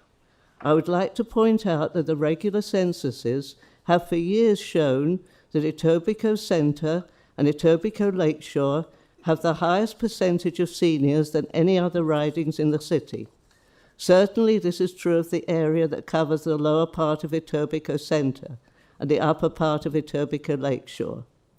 As people age, they are less mobile, have more health problems, and rely more on medical services. However, the developer is proposing to tear down a highly functional medical building that houses all types of doctors, dentists, a life lab, X-ray and ultrasound services, and a pharmacy. To have these within walking distance is not a luxury, but for many of us it is a necessity. And the proposed building is only condos, and no consideration has been made to install even a few offices on the main floor. When the developer made his presentation at a login meeting earlier this year, he made a great fuss of the shadow surveys he'd done to show how little impact the loss of life would be for present residents. His shadow surveys went as far as Islington and Dundas, yet no survey was presented for those closest and most impacted. The condo buildings at 1 and 2 Laberfoyle and 1 Lomond, and the apartment building at 8 Lomond. Very interesting. I think I can guess why these were not forthcoming. Can you on council? The small area is highly congested already with cars, bicycles and pedestrians, as anyone who spends any time around here would know. We residents fought very hard. Please, you're taking my time. I can't read it. You're taking my time. It's okay. We residents fought very hard to get stop signs halfway down Aberfoyle Crescent so that the residents could safely cross the road. Aberfoyle Crescent, 1 block north of Bloor Street, which runs from Islington Avenue to Bloor Street, has always been used as a cut-off to avoid the traffic lights at the corner of Bloor and Islington. I can't even imagine what it will be like with all these extra cars and pedestrians and people whizzing by on bikes, some of whom I'm sure will use the sidewalks to get to their destination faster. And I also can't imagine how difficult it will be to cross the road safely. The proposed monstrosity of a building, which looks as attractive as a stick of celery, is supposed to be 61 stories high, 61 stories, and contain over 700 condos of very small square footage. Somehow there are going to be all manner of condos from studio to 3-bedroom. The overcrowding for the poor residents will be horrific. In addition to that, there will only be 4 elevators. Good luck to anyone getting an elevator if you live on one of the upper floors. And when you finally get to ground level, don't expect to access the subway, which, although coming from the end of the line Kipling, is frequently nearly full before it reaches Islington during the rush hour. The platforms will be overcrowded and people will be waiting all the way up the stairs to get down there. If they own a car, there are only 89 parking spots and 9 visitor spots for them, but 540 bicycle spots. How many bike riders can one small area accommodate? It will be a miserable place to live, and Tom Riley Park, presently a place of tranquility, will be overwhelmed and the ecology destroyed. Now let's talk about the problems for everyone in the area, present and future. The hydro, water and sewage will be overwhelmed. The school and day nurseries, which are already overcrowded, where are all these new children going to go? Even more overloaded will be police, ambulance and fire services. Just imagine what will happen if there's a fire in the building. It'll be a fire trap. The ladders don't go up that high and people will die, either from smoke inhalation or being trampled as everyone tries to run down the concrete stairs. Finally, what is the point of building more condos when the ones already built are standing empty? Cloverdale Mall just pulled out of their proposed condo towers over a new mall because of the lack of interest. I believe that in order to get financial backing, you need something like 75% occupancy rate. This won't happen anytime soon. Norma, could you wrap up? Yes, the developer will pull out, and we residents will be left with a building that has been demolished to make way for a useless eyesore of a deserted building site. Thank you. Are there any questions of the speaker? Seeing none, thank you for joining us. Our next speaker is Ann Butler.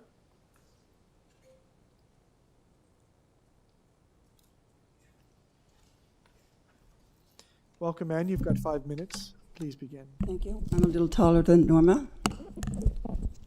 Oh, will this stay up? Okay. Sorry, Ann. Just bend that little last bit. Great. Or we won't hear you. I'm usually heard. Thank you. Thank you. Good morning. My name is Ann Butler. I have lived at 2 Aberfoyle Crescent since 2003, 23 years. Could I just ask for a show of hands? How many of you have ever walked Aberfoyle Crescent? Yay. Well, maybe I'll meet you sometime. We haven't up to now. I would like to address 3 items today concerning the proposed rezoning of 1243 Islington Avenue. 1, density of project, and I'm really delighted to hear about the gentle intensity that you propose. The density of the project, the Islington subway project going hand in hand, and the Aberfoyle neighbourhood itself. Each of these items presently has or will have a huge effect on the new proposal. And in particular, the management of these 3 items should have become very important. There was some coordination that probably should have been happening. Density of the project. The Bloor Kipling project from Islington Station to Kipling. This project is going ahead. The project includes the new Etobicoke Civic Centre. You will have a new home, a new city park, and 2,700 new homes. These lands are very unlike the Aberfoyle present. Most of the discussion and appeals here today were to speak about the gentle intensifying of Toronto and going for single home neighborhoods. The proposal of a 61-story building is being foisted on an already dense Aberfoyle neighborhood. 3 condo buildings, 1 apartment building, 1 daycare with outside gardens facing the street, and 3 commercial towers. This will be an onslaught on the safety, the accessibility, and the neighborhood of Aberfoyle, already a residential and commercially mixed community. I emphasize, management should have been crucial. The second point I wanted to point out is the Islington subway project. We are living through the Islington subway project. We were approached by TTC and had a neighborhood meeting 20 years ago. We are very glad to see it coming. This station presently has no elevators or escalators. Let me read you the Toronto City accessibility policy online and still in effect. The City of Toronto's accessibility complies with the provincial accessibility. Oh, Mr. Ford is catching on. It ensures that city services, employment, facilities, and public spaces are inclusive, barrier-free, and designed to respect the dignity and independence of individuals with disabilities, and to add to Norma and myself, or the addition of senior years. Aberfoyle is not downtown. Hate to tell you, but we ain't there yet. Aberfoyle is full and very busy. Trucks are unloading, buses are going through day and night. Second here. Where am I here? Why has this subway rebuild not been coordinated with the Bloor-Kipling project? There is one crosswalk, a stop sign, and the 2 stop signs and 2 walks. The commercial center neighbor across from us refused to participate in a 4-way stop at the time that we and Aberfoyle and Lomond were able to get this one thing through too. The Aberfoyle neighborhood itself. Throughout these dueling projects, safety has become a huge concern. We have seen little, and I should add that we're watching these dual projects at the same time, and it's all going through the corner of Bloor and Islington. The safety has become a huge concern. We have seen little or no traffic or police throughout all of this. Each side of Aberfoyle is marked no standing, both sides of the street, and yet for many years, and certainly in this past year, we have seen no police or parking folks. Cars, trucks, etc. are parked there all day. There's no direction of the many delivery trucks. May I ask you to wrap up, please? Okay. Get to this. I thank you for your attention today. Mr. Anthony Socia, I believe the town planner is not present. To him, to the councillors of Etobicoke York, whom I'm really glad that I did meet today, Councillor for Etobicoke Lakeshore, I draw your attention to the words of George Gershwin's jazz song, "I'll build a stairway to paradise with a new step every day." Sarah Vaughan does a great jazz version. I won't, but several new developments in this area have already been appeased. There's been a revision of the project next to us by the local church, and St. James Cathedral downtown is now doing the same buddy thing. And 61 floors. Good luck, folks. Thank you. Thank you very much. Our next sorry, I should ask. Are there any, no questions? Thank you. Our next speaker is Judy Pillar Tehi. Is Judy online? No. Our next speaker is Michael Goldberg. Welcome, Michael. You have. Thank you, members of council. 5 minutes. Go ahead. Mr. Chair, I am here to representing the applicant Montez. We have had quite a fulsome process leading to the staff report and the recommendations that are before you. I appreciate the collaboration with the councillor and with the city staff in arriving at the positive staff report. We did attend the community meeting, the community consultation meeting that had a number of the comments that you have just heard. I think in the staff report that's before you, really those comments are addressed in the traffic sections, in the transportation sections, and in the built form sections and land use sections here. In reference to the land use for the subject site, we are in a PMTSA. We are across the street from the subway. We are in a center within the structure of the City of Toronto official plan. And it's, if you look at, I believe it's page 18, which is a land use map, we are surrounded on all sides by mixed use area or utility corridor. The closest neighborhoods is south of Bloor, not even fronting on Bloor, but south of Bloor. And the small amount of shadows that do follow on the park on any one spot, on the Tom Riley Park to the northeast, on any one spot, the shadow is limited, it's transitional, it doesn't last for any length of time. probably about an hour on any one spot because it's moving through the landscape very quickly. So I don't have any other comments to provide to you. We support the recommendations of staff, but I'd be happy to answer any questions that anyone may have. Thank you very much. Thank you. Questions from Councillor Morley? Thank you, Mr. Chair. Through you, thanks for joining us today, Michael. I did want to just dig into some of the areas of concern that we heard from our local community, and specifically the loss of the medical access and the medical offices that exist within the current building now. We had initially had some conversations with yourself and the owner about the possibility of retaining some of that use.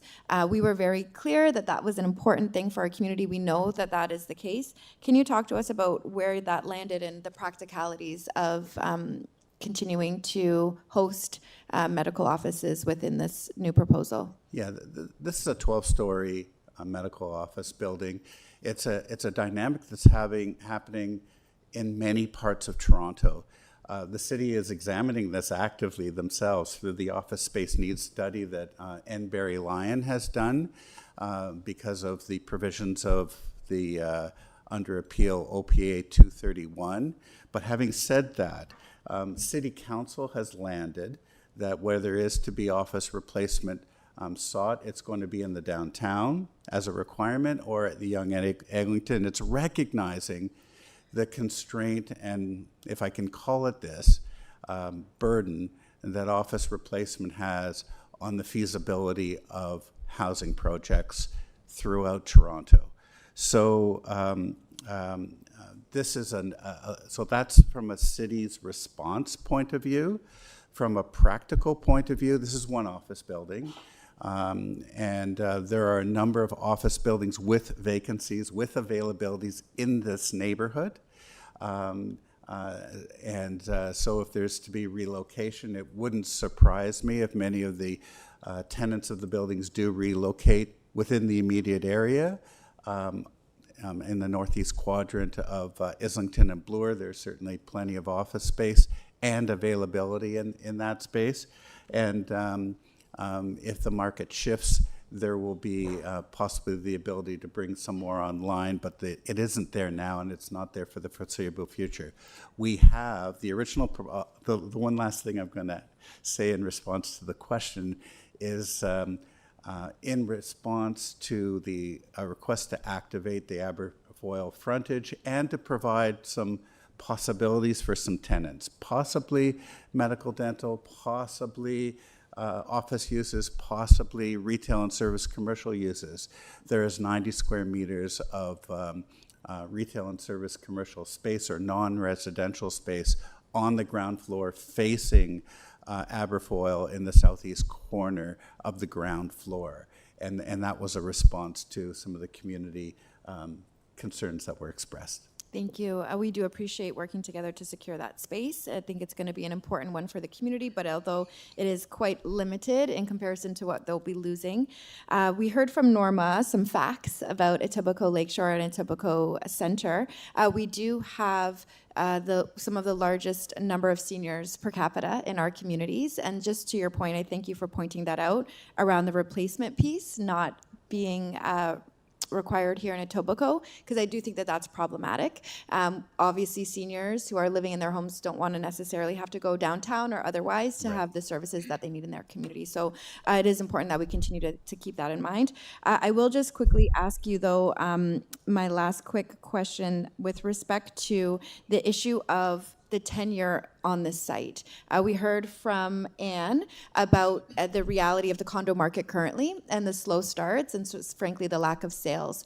Can you talk to us about the timelines you anticipate on this project and why you're continuing to pursue it at this time despite the market conditions? You've probably witnessed yourselves, members of a committee, that developers are pivoting. They are nimble in their pivoting to try to capture market capital, funding, financing, and a market that can be served as quickly as possible. So I'm not here to announce that this has become a rental housing project, but it's quite possible that it may become a rental housing project. No decision on that has yet been made. I've been working on many, and there's many across the city, and I'm sure here in Etobicoke, that maybe were first thought to be condominium tenured and have shifted to become rental tenure, which is an amenity to the community and allows some velocity to continue. Yeah, thank you. I just have one last question. I just remembered it. Thank you. I'm going to slide it in if I can, Mr. Chair. With respect to the current non-res versus residential, with the proposal before us, if there are better conditions for commercial spaces in the future, does this zoning bylaw leave the opportunity open? I believe it does. Okay, and I'll put that to staff as well. Thank you. That's all. Thank you. I will ask if there are any other speakers to this item. Sorry, I'm so sorry. I'm jumping ahead. Councilor Nunziata, question of the speaker. Just a question on the, that was my question on the medical office space. So do they have existing leases now, the ones that are in there? They do. And their leases expire when? I think they expire at various times, Councillor. There's no uniform period, but I think there's some ability for the landlord to terminate the leases as required. Okay. And so have some of them that have left, have they found other spaces? I believe they have, yes. They have? Yes. Okay, thank you. You're welcome. Any other questions? Seeing none, thank you for joining us. I will ask if there are any other speakers to this item. Seeing none, questions of staff. Councillor Morley. Thanks, Mr. Chair. Through you to staff. We have talked about it a bunch during the public consultation process as well. We heard a considerable amount from the local community about people concerned about losing the medical offices that are currently on the site. Did community planning want to secure replacement for non-residential space within the proposed redevelopment? And if so, why didn't we? Through you, Mr. Chair. At this current moment, policy 3.5.1.9 regarding office replacement is not in force. This is currently under appeal. In addition to that, council voted in favor to scope those policies to the downtown and the Yonge and Eglinton secondary plan areas should they come into effect. In addition to this, the site falls within the mixed use areas A secondary plan land use designation and the mixed use areas A land use designation. While they permit commercial standalone buildings and mixed use buildings, they don't prescribe a set limit of non-residential gross floor area. So on that basis, we just had to do our best in terms of securing what we could. Staff do sympathize with the concerns of the nearby residents with respect to the potential loss of those medical spaces, but given this policy constraint, if I can call it that, the best staff could do was essentially revise the zoning bylaw amendment from residential apartment to commercial residential to allow these mixed uses in the future, and also incorporate the minimum provision of approximately 1,000 square feet of non-res space at grade. So the proposed zoning before us does in fact include flexibility should future state, future market, future conditions support the replacement of non-res. It does. It's a minimum non-res requirement. And to be clear, even through this process, city staff can secure some levels of non-residential. We have no mechanism to determine or dictate what exact use comes back into that space. Is that a fair assessment? We do not. There are a series of uses permitted within the CR zone. Great. So ultimately, it's the landowner and the building folks who would determine what future leases or future tenants, whether they be non-res or otherwise, correct? Through the chair, that's correct.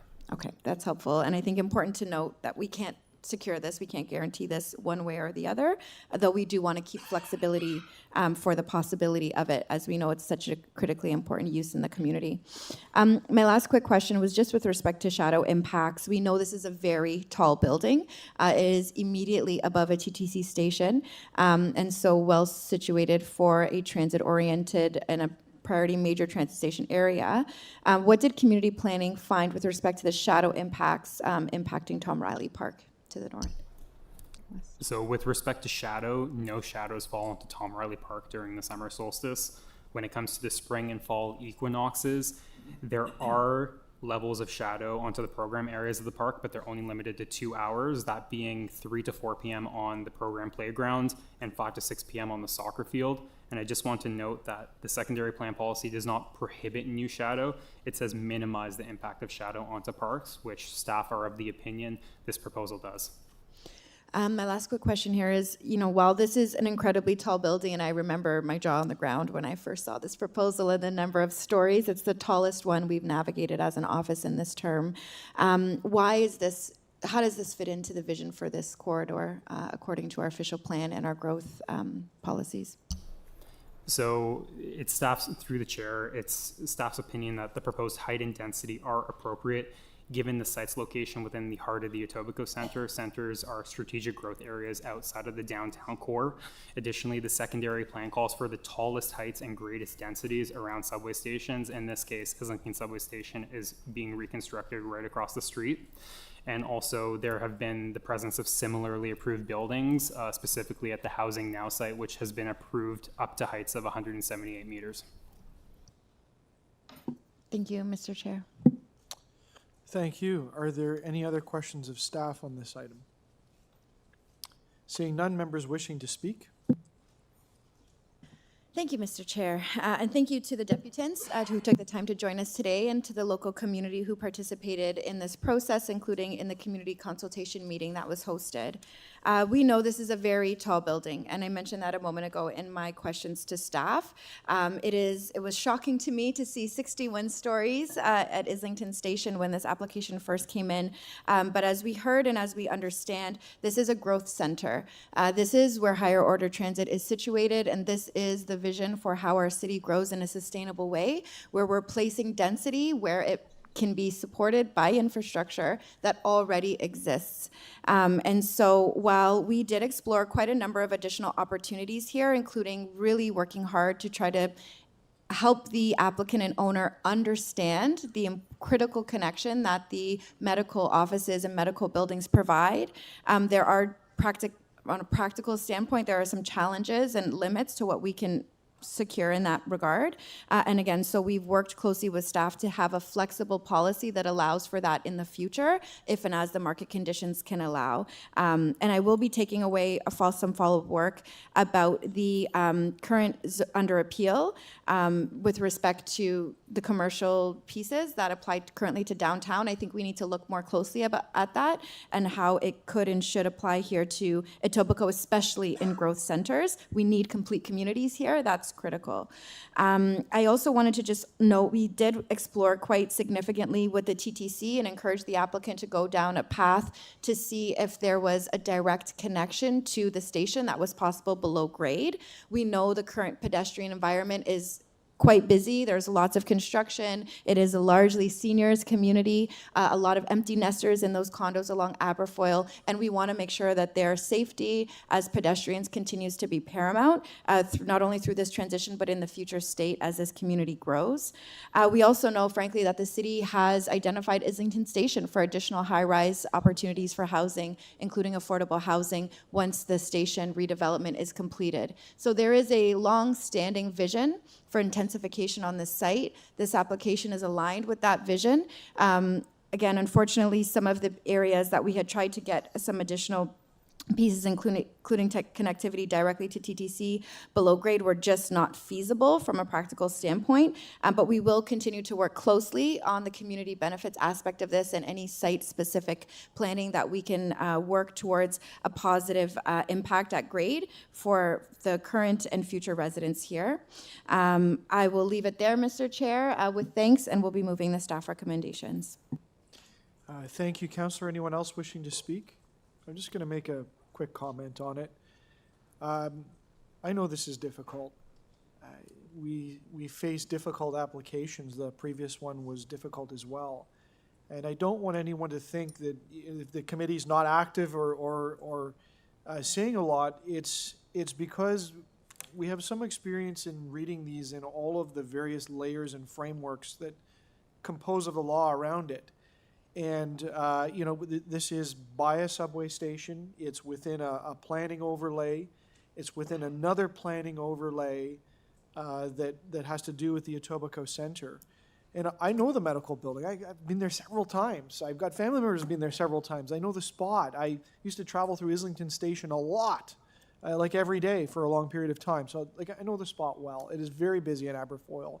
It's even busier because of the construction. It's difficult for me even to drop off my wife if she has to go into a dental appointment there. So none of that is lost on me, believe me. But the first question, often as a counselor we think of, can this building change to something else? What does the law say about that? What do our rules say about that?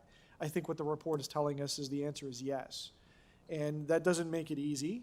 These are happening all over the place. And I have the very same questions that residents raise, that, if we're going to have a complete community and have all this density, like, where do you go to have a medical appointment or to have a blood sample drawn or to a dentist? Like, what's left? And those are disappearing. They're being converted into housing constantly. I'll ask a simple one, and we all know, like, there's a small grocery store on the front there, but, like, what else do we have in the area? Yeah, you got No Frills down Islington. It's still a fair trip.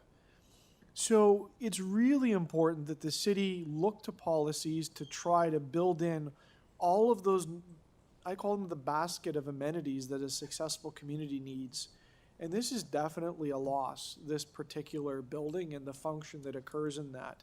But we have to think about what the rules say about and what the laws say about it. And sometimes I say the decisions are bigger than what's just being made in front of us today. And I know Councillor Morley knows how difficult this is. So the second question then is like the shock, like 61 stories, like the biggest anywhere around. And so how do we make a decision on that? And I listened carefully to the answer about the shadow. Now, I did some calculations because there's websites you can do it. But in order to not shadow the park, the building would have to be about half the height. And I think the rules call for more. I mean, there's a 55-story building across the street. So how do we measure that out? And that I look to the planning professionals. I don't like any shadow on Tom Riley Park, but I realize there are frameworks and decision processes that allow for these sorts of things. And so how far is too far? I don't know. I look to their advice on it. But yeah, I'm not overjoyed about the size and the change, but I also have to read all of the parts here and think about what people talk to us about it. So that is just my message to the community is please don't feel discouraged that, please don't think we haven't paid attention or thought this through. We have. But they are very difficult decisions that we're in a position to make, and your counselor has been hyper-focused on this, I can tell, and I'm glad that she has. Thank you. Anyone else wishing to speak? Seeing none on the item, all those in favor, any opposed, that carries. Members, I did have a new item of business to introduce. It didn't make the first round. So I would like to move that to add it as new business. It is a review of the infrastructure on Mill Road. Thank you to the clerk for assisting me in getting that finalized and in a format to put online. So all those in favor to add the new business, any opposed, that is carried.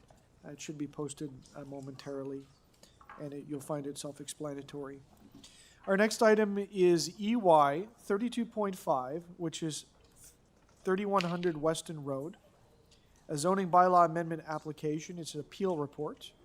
We have speakers. Our first speaker is Roxana Rack.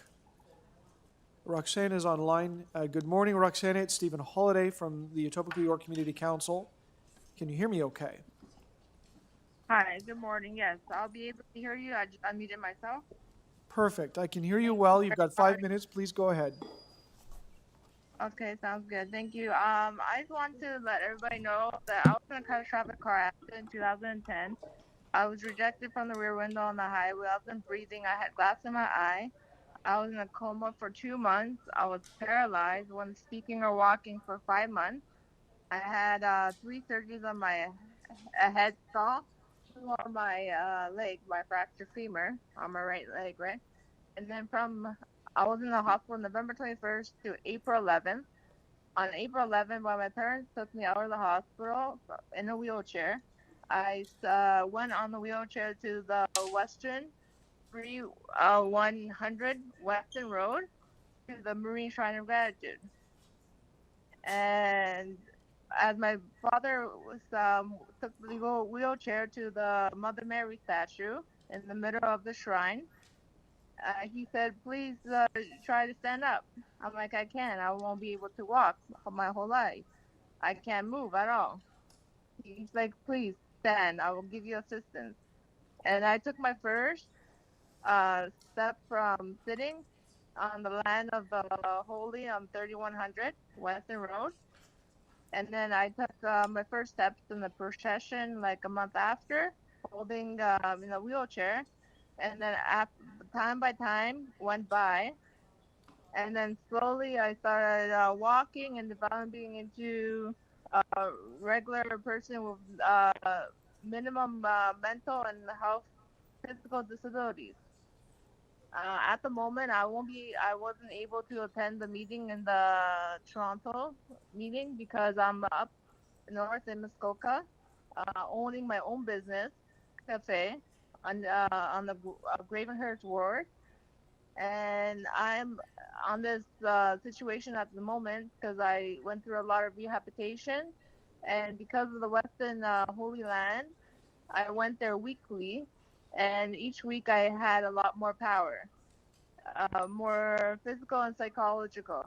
Every time I need some psychological problems, I went there to take a land of peaceness in the world, because everywhere there's a lot of drama going on, and that's where I went to have a calm, calm area for me. And then I want to let you know that a lot of people were healed there from cancer and other situations, health situations as well. I wish I would be able to show you physically how I looked like before, because my visual performance now is not an aspect of how I was disabled. There are some witnesses in the courtroom at the moment that can attest that I was disabled. I was able to walk or speak for many months previous years. And as well in the cafe, I have a couple of icons, and one icon is me in a wheelchair with Father Basil in the background and some other visitors in the background near the statue of Mary.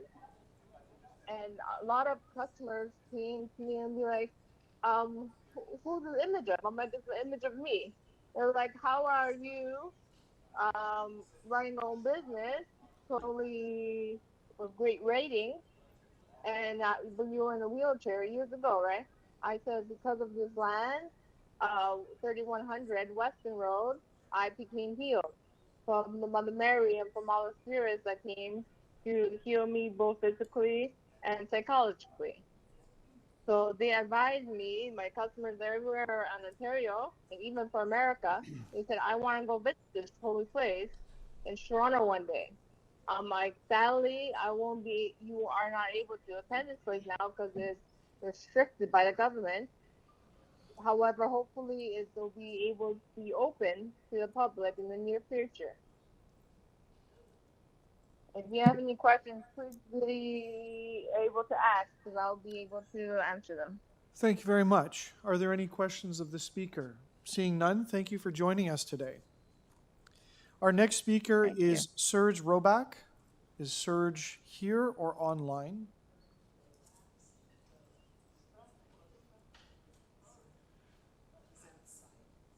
Okay. Could you ask Serge to come in?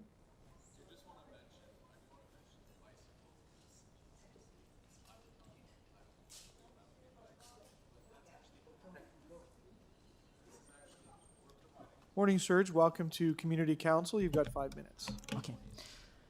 Yeah, thank you for giving me opportunity to speak. And sorry, sir. Just bend the microphone so I can hear you. Okay. Perfect. Yeah. Thank you for opportunity to speak. And I want to share my concerns about developers developing that development at 31 Weston Road. I'm the owner of the basement waterproofing and the foundation repair company for about 20 years. And I'm the one who is dealing with the problems that people having, the customers, my customers, when houses built on swamps, on hills, that are okay at this point, but what's going to happen in 20 years? And it's not fair for those people. They are spending thousands and thousands later on. And is there really a really strong reason that something needs to be developed there? Is there any other places other than hills or close to hill that can be like some houses added, built? I believe there are some. It's not really that has to be that if it's not built there, that many people won't have a roof on their heads. And but basically it's not the point that I wanted. I want to speak about other stuff. About 20 years I was attending those grounds with my kids. And those parks, community center, shrine, everything. And I know the amount of traffic that we are having over there. And I'm very upset when at some of our previous meetings, some city authorities were saying that, oh, it's going to add only a fracture to the traffic that we are having. We're just going to adjust the street lights a little bit. But why haven't you adjusted by now? Why you haven't changed something, improve, and then think about adding more cars? Deal with the traffic first. And have you ever get on that Weston Road when there were accident? There is no really good way around. You stuck for hours. You just no really good detour over there. It just, adding more cars, make it more congestion. It's not a very good idea. Then about that proposed development, think about at least what I heard, 125 units, 90 parking spots. How many houses, how many families has no cars? How many families has just one car? Over there, you are kind of like, how they gonna get and do the shopping? How they gonna get to like with all those traffics and buses and at the time of the, rush hours? I think something is wrong over there. Something is wrong. And getting in and out, like in those 20 years, getting in and out those properties, those fields, in and out, it's not easy task. It's not easy task even right now, but adding some more structures there. And think about this, it's not only sophisticated drivers gonna be there every day. It's simple women's driving, young drivers. And over there to add even more strength, it's gonna be problems. It's gonna be problems. And another point, this property was donated by very rich and famous family. And it already holds very good historical and heritage value. Not just 4 walls of that building, everything. It was donated at the whole thing. And think about like a car. You have an old car, very rich car, not rich, kind of like rare, expensive car. And you take the wheels out of it. You take the engine. Yeah, there's going to be a body. But it's not going to be the same. It means if you develop part of that property, it's gone. And think about if somebody says it's not really much value on it, historical. Think about good wine. It already has value. But for the next generations, for our kids, grandchildren, it's going to be more and more. How many properties like that you can find in the area? None. Please protect it. And from religious side, many years we were attending there. And I'm going to share you with a small story, not a small story that happened 2,000 years ago. There was a city, Jerusalem, and there was a man, and perfect man and God that was crucified over there. And some authority called Pontius Pilate, he washed his hand. I wanted you not to wash your hands, to step in, protect, preserve, and help. Thank you.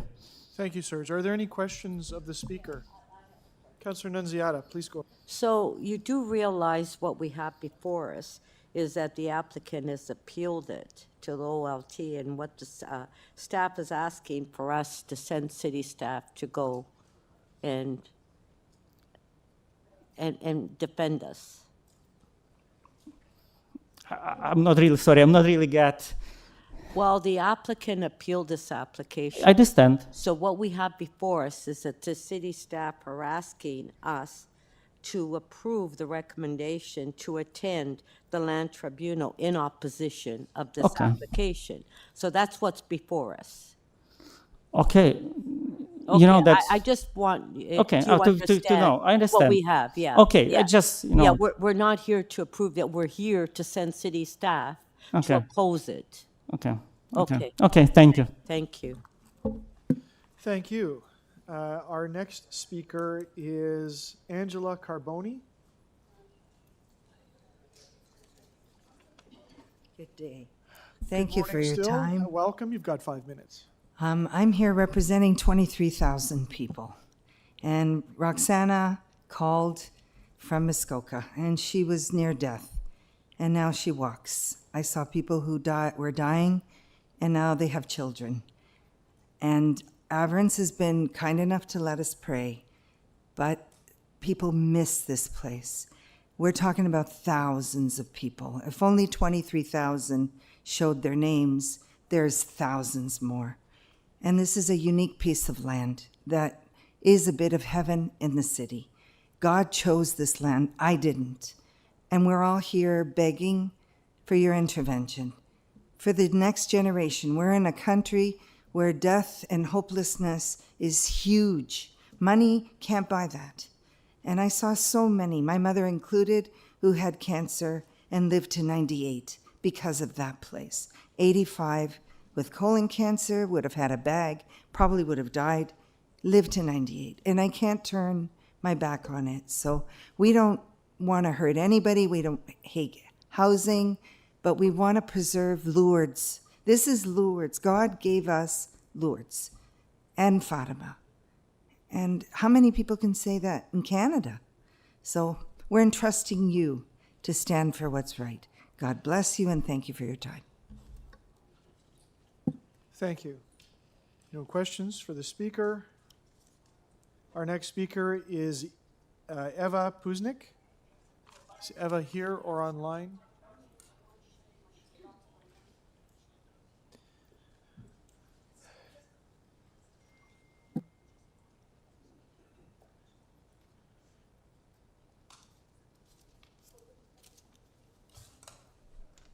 Thank you.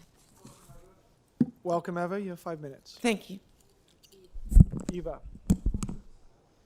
Actually, Eva is correct. Eva is correct. It's Canada. See? You know, Eva is fine. A rose by any other name. Okay. Good morning. My name is Eva Prishnik, and I am a longtime resident living in the immediate vicinity of 3100 Weston Road. I want to speak briefly about something I feel that has been missing in the conversation around this site. This property did not exist in isolation from the surrounding neighborhood. For generations, the relationship between the homes, the hillside, the playing fields, the river corridor, and surrounding open space formed part of everyday community life. Humbermeade remained relatively stable through 80 years, decades of neighborhood life. And many residents experienced this landscape as something connected, familiar, and shared.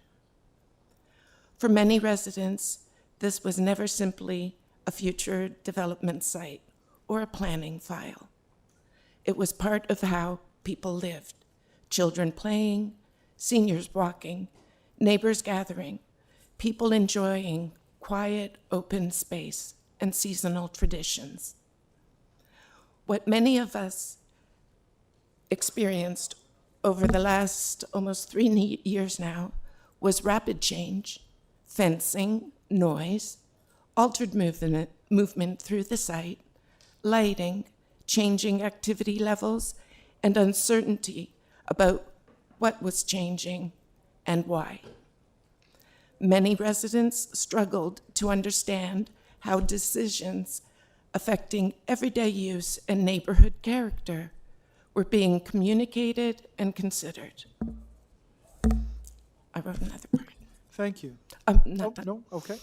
Given our experience since the summer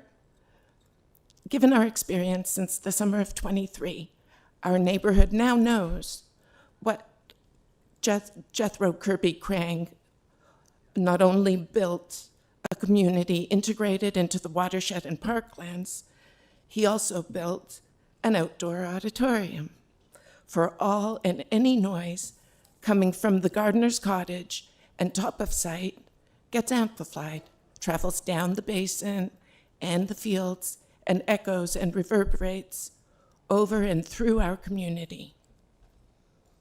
My request today is simple.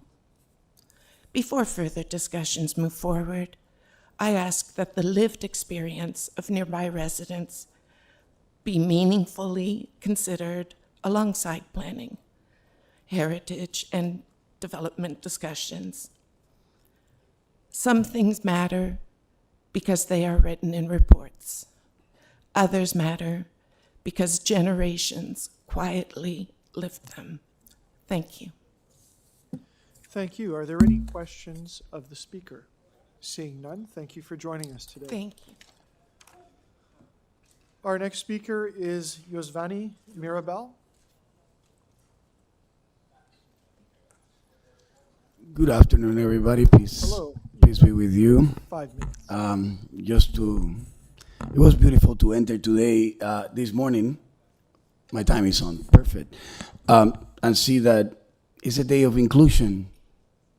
Well, I bring my Lord Jesus Christ with me, and may He bless you all today and always, and all your families. It's a day of inclusion. What it means is I'm included, and my Lord Jesus Christ as well in this chamber. He never changed. He never changed. Mother Mary never changed. We had talked and spoke about this site for a long time. We've been assisting meetings, City Hall, right here. We have heard the constituents, the people that live in the neighborhood, the people that had enjoyed the graces, the blessings that this beautiful place chose by God and Mother Mary to be there, has given to the community, and how they appreciate it, how they love it, how they assist, how they contribute, how much good and well-being have distributed to all the people that live in the neighborhood without no names. I seen Muslims playing on the fields, inviting us Catholics to join them. I have seen all kind of religions, all kind of cultures, everybody being together in an area that is also city, is community, but it's also faithful land. And it's something to be considered. We are talking about indigenous trades, lands, people that have lived through all the ages in these areas to conserve, not only because it's Catholics and Christians, it's because it's neighbors that have been living there for 60, 40, 50 years, through generations. What are we doing all together is trying to make this city better. Sometimes make it better means to conserve the special parts of the city that if we go into it, we will destroy it.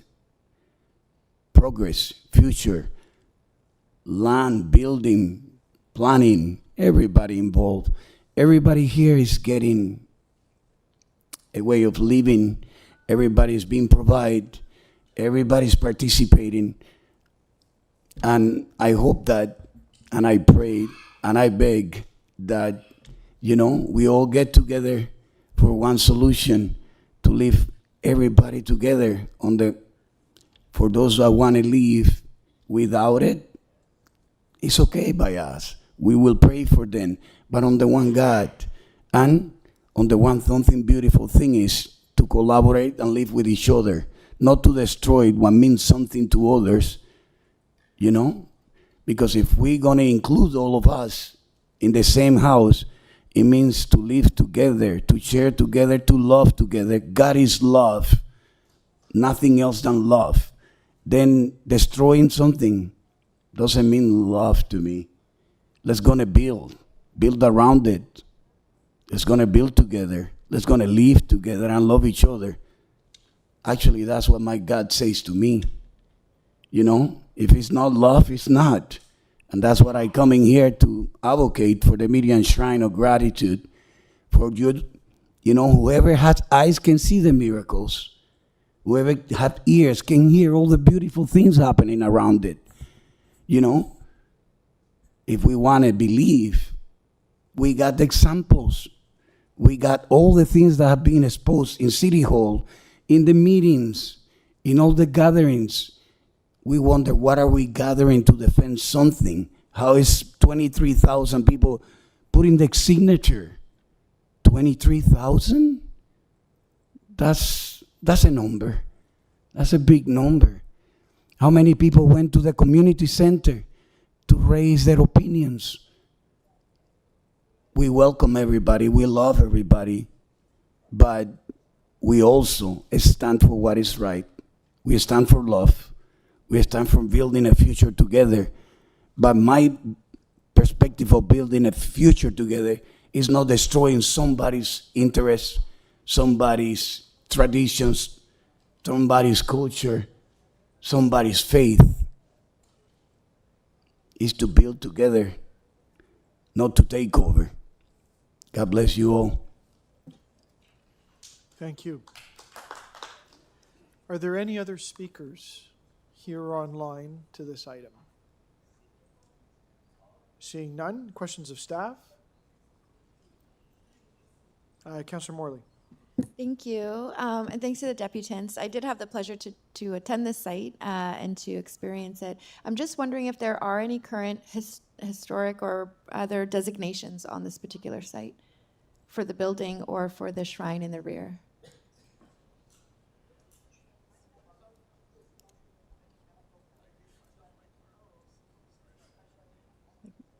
Preservation, any Hi. special designations for the property? Through the chair, yes, the property has been designated heritage, and there are attributes that have been protected.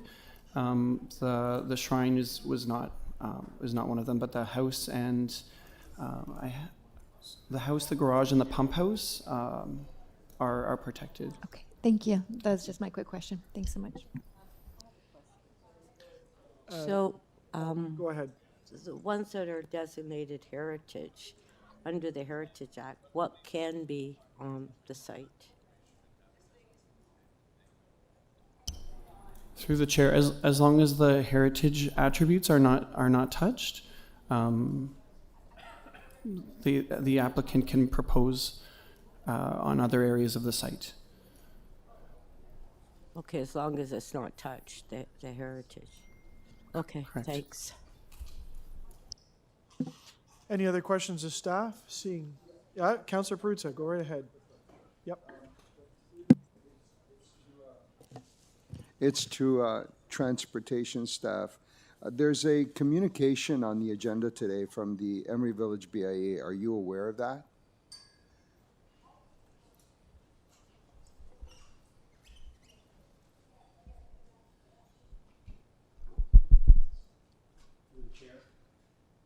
Through the chair, yes, I have heard about the communication. Okay. So the communication basically says that the Emery Village BIA is doing its own transportation study and will be forwarding, and is advising you that they will be forwarding that to you. What do you normally do in that situation?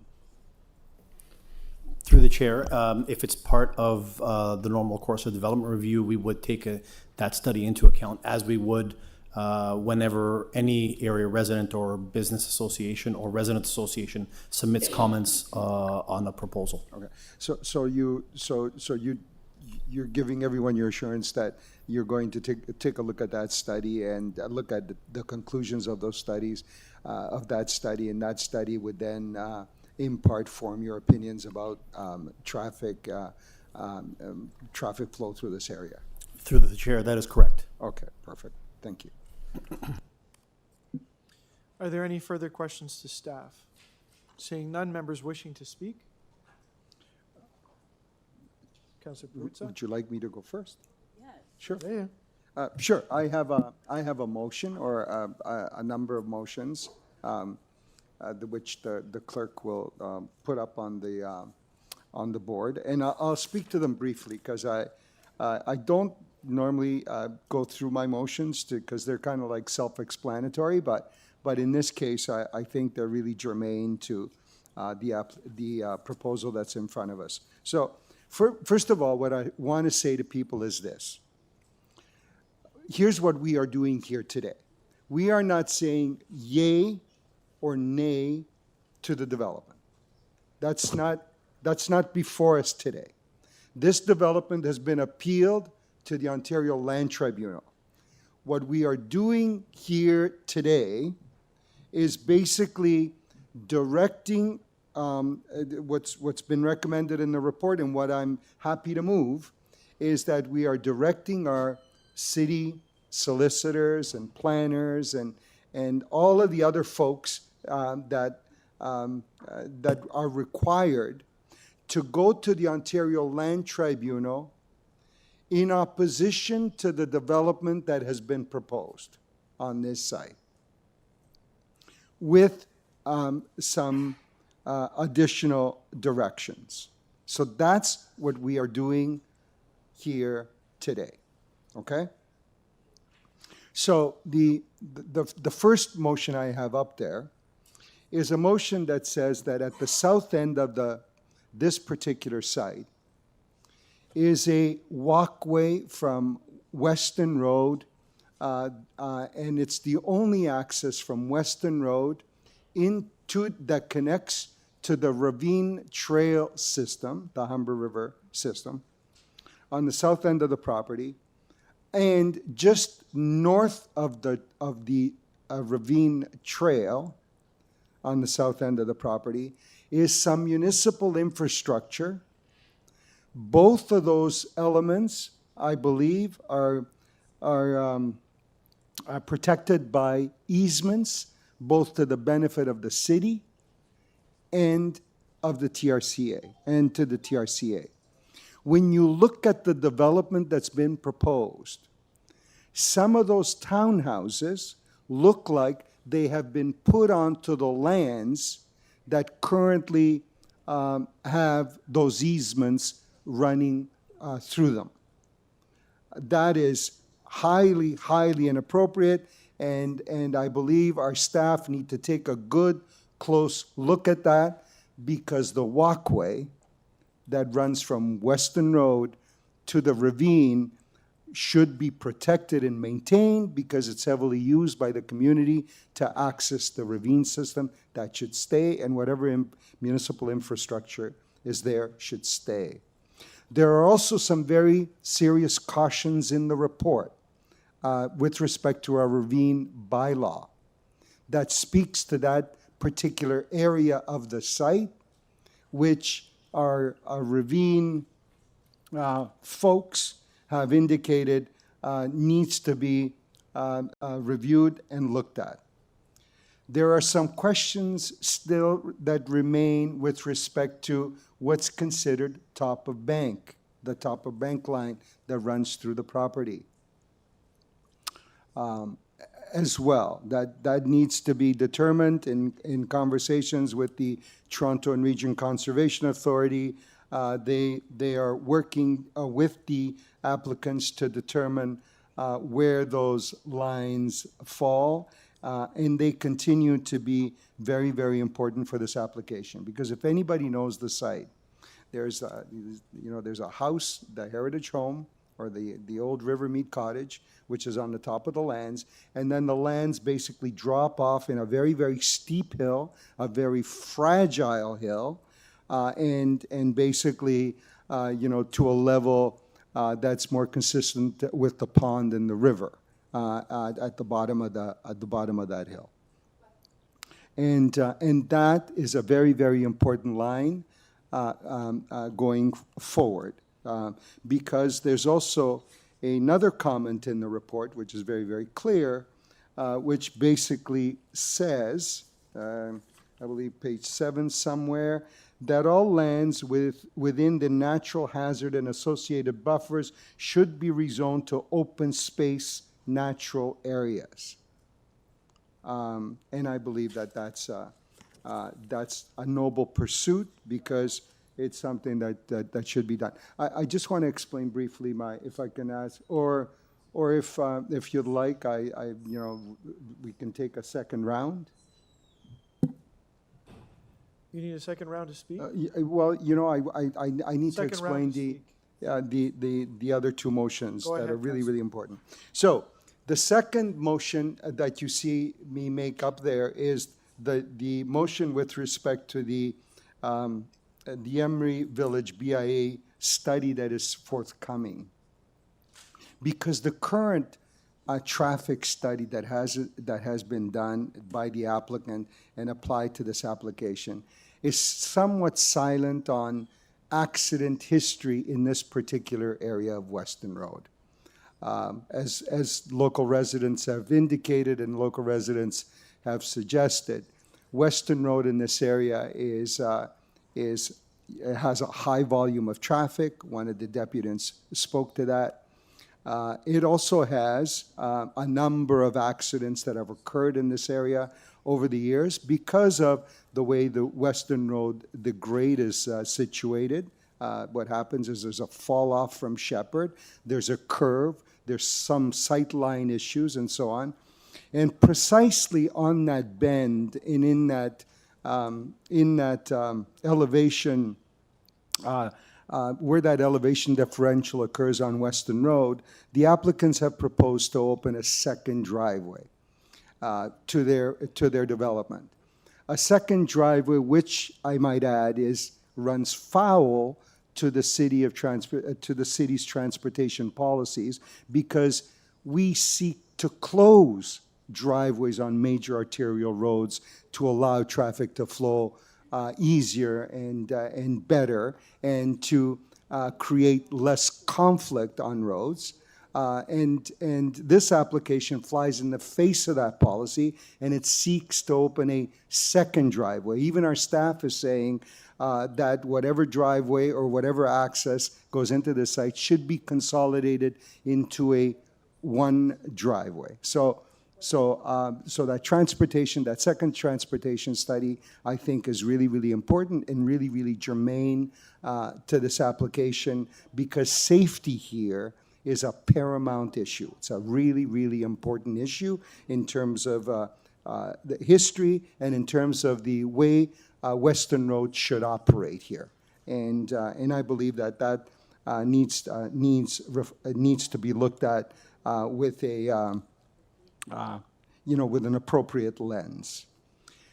And lastly, let me get to the part that I think a lot of the folks spoke to here. This site has been home to the Marian Shrine of Gratitude for many, many years, and many, many people have come to pray, to congregate, and to love each other there. It is a site that's so important to the local community. But more importantly as well, the Marian Shrine of Gratitude is located on the hill well below top of bank. Those lands, I understand now they are in private ownership, but those lands have been maintained, developed, sustained, enhanced by public dollars for 7 decades. Let me explain how. It operated as a public school. Those are public dollars that developed the fields, that put in the lighting, that maintain the hill, that maintain the site, all of those things.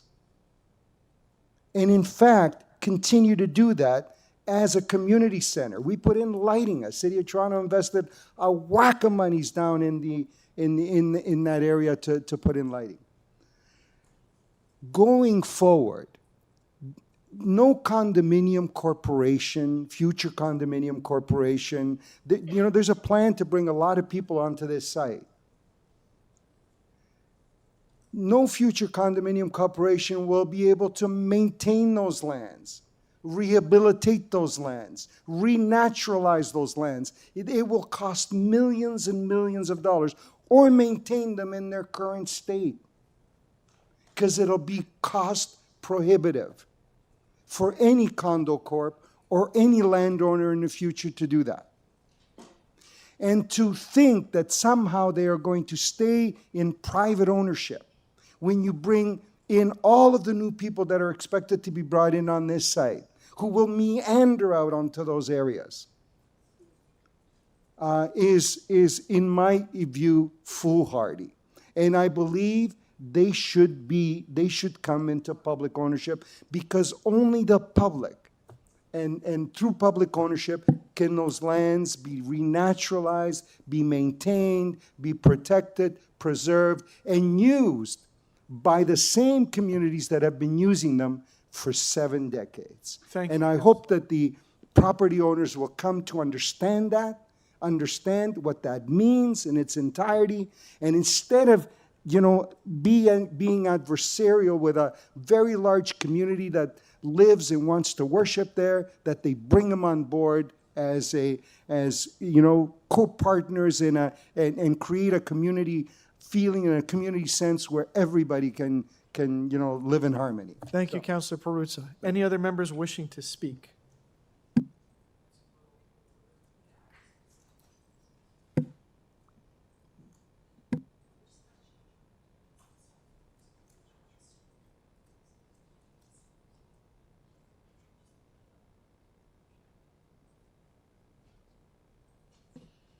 So there's a technical change to the title.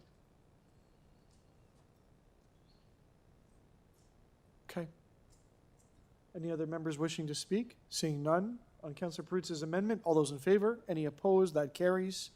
On the item as amended, all those in favor? Any opposed? That carries. Thank you. Members?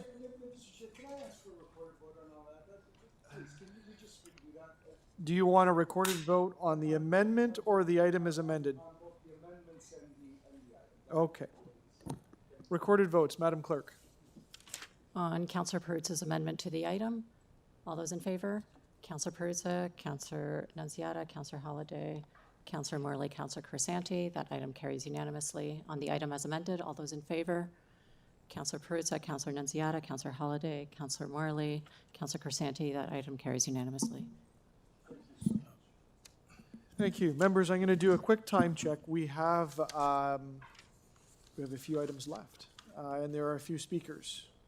I'm not going to estimate the time that we have required left, but we have a choice of breaking for lunch, or we have the choice of pursuing ahead. Maybe I'd take a motion or a suggestion from members on what we do next. Just to confirm, we've got... Mr. Chair, could I... Councillor Crescent? Yeah, no, I just got to make a quick recommendation. 32.6 is up next, I believe, Yes. and I'm not sure if the speaker is present, Kumza, but that should be pretty quick before lunch. Good.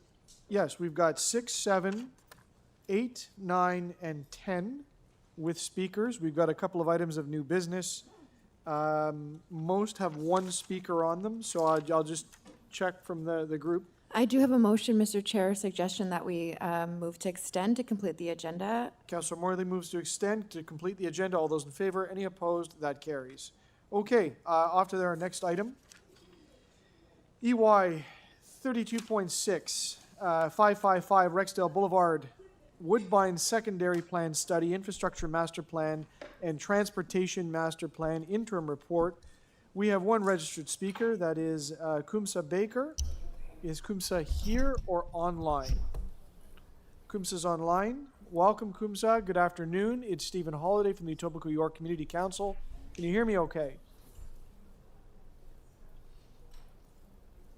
Hi, good afternoon. Can you hear me?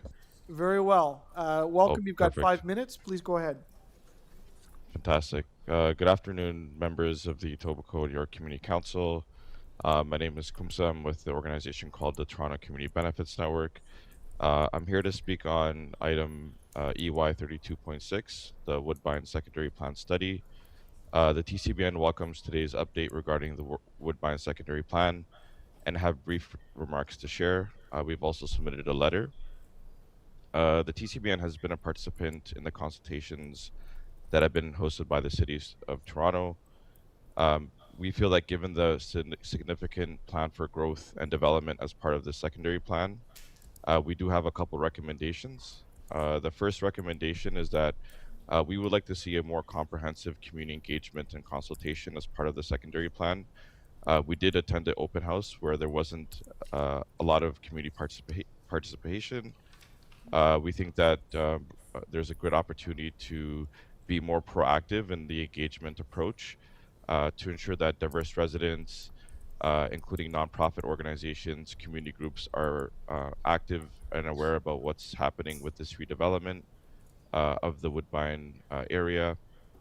Our second recommendation is we want to see the inclusion of a community development plan as part of the secondary plan. We do note that as part of secondary plans in other areas such as Downsview, Jane and Finch, Mount Dennis, the city have included a more comprehensive community development plan as part of the secondary plan, and we think that for the Woodbine secondary plan that it would be great to have something similar in place. The TCBN has been doing a lot of work in Rexdale over the past decade. We were involved in advocating for a community benefits agreement as part of the expansion of the Woodbine Casino development, which ensured local benefits, jobs, and investment in a new childcare center. To summarize, we are concerned that as the secondary plan is expedited and moves forward, that many residents in the community will be left behind. And we think that a more comprehensive engagement approach along with a community development plan will ensure that there is meaningful community participation in the process. Thank you for your time, and I welcome any questions that you may have. Thank you. Are there any questions of the speaker? Mr. We'll go with Councillor Crescent and then Councillor Nunziata. Thank you, Mr. Chair, and Kumsa, thank you so much for coming out. Good to see you, and I just want to thank you for all of the advocacy you do for community benefits and great work that you did back at the days of Woodbine. Got a couple of very good recommendations here, and did you attend the last community consultation meeting that we had for this site? Yeah, we attended both the open house as well as the online virtual meeting that also happened. Okay, so in what form would you like to see more comprehensive community consultation take place? That's something that I absolutely agree with, and I'm working with staff and to ensure that happens. Yeah, I think going out to community is always a great way of engaging with different stakeholders. There are a lot of really great nonprofits and organizations in the community that do a lot of great work with residents. And so I think as there's the community services and facility study that's happening, ensuring that those consultants are reaching out to those organizations, hosting consultations maybe in different languages as well. We know it's a very diverse community with different languages, and just kind of trying to make the process more accessible as possible for people to participate, I think would go a long way. And I think nonprofits and organizations are on the ground and have a good connection with community who could help facilitate those activities.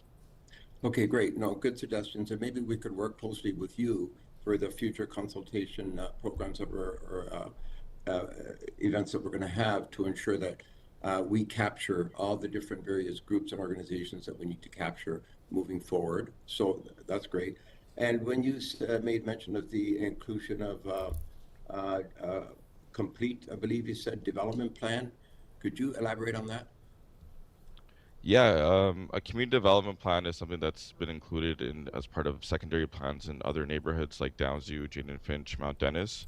But essentially what it does, it ensures that not only thinking about the physical infrastructure, but also the social and economic development of the community, right? So I think it's a tool that could ensure that development is more equitable and could support local economic development. So many of the community development plans have a lot of different priority areas, whether it's related to social infrastructure in the communities, things like economic development, making sure that communities have access to jobs and opportunities, other types of programming as well that can support nonprofits and organizations, things like access to community spaces. So it's a way of ensuring that as a physical area grows, that there's also the community is also kind of being looked at, and that there's a plan around, what does that community development aspect look like as part of the redevelopment as well.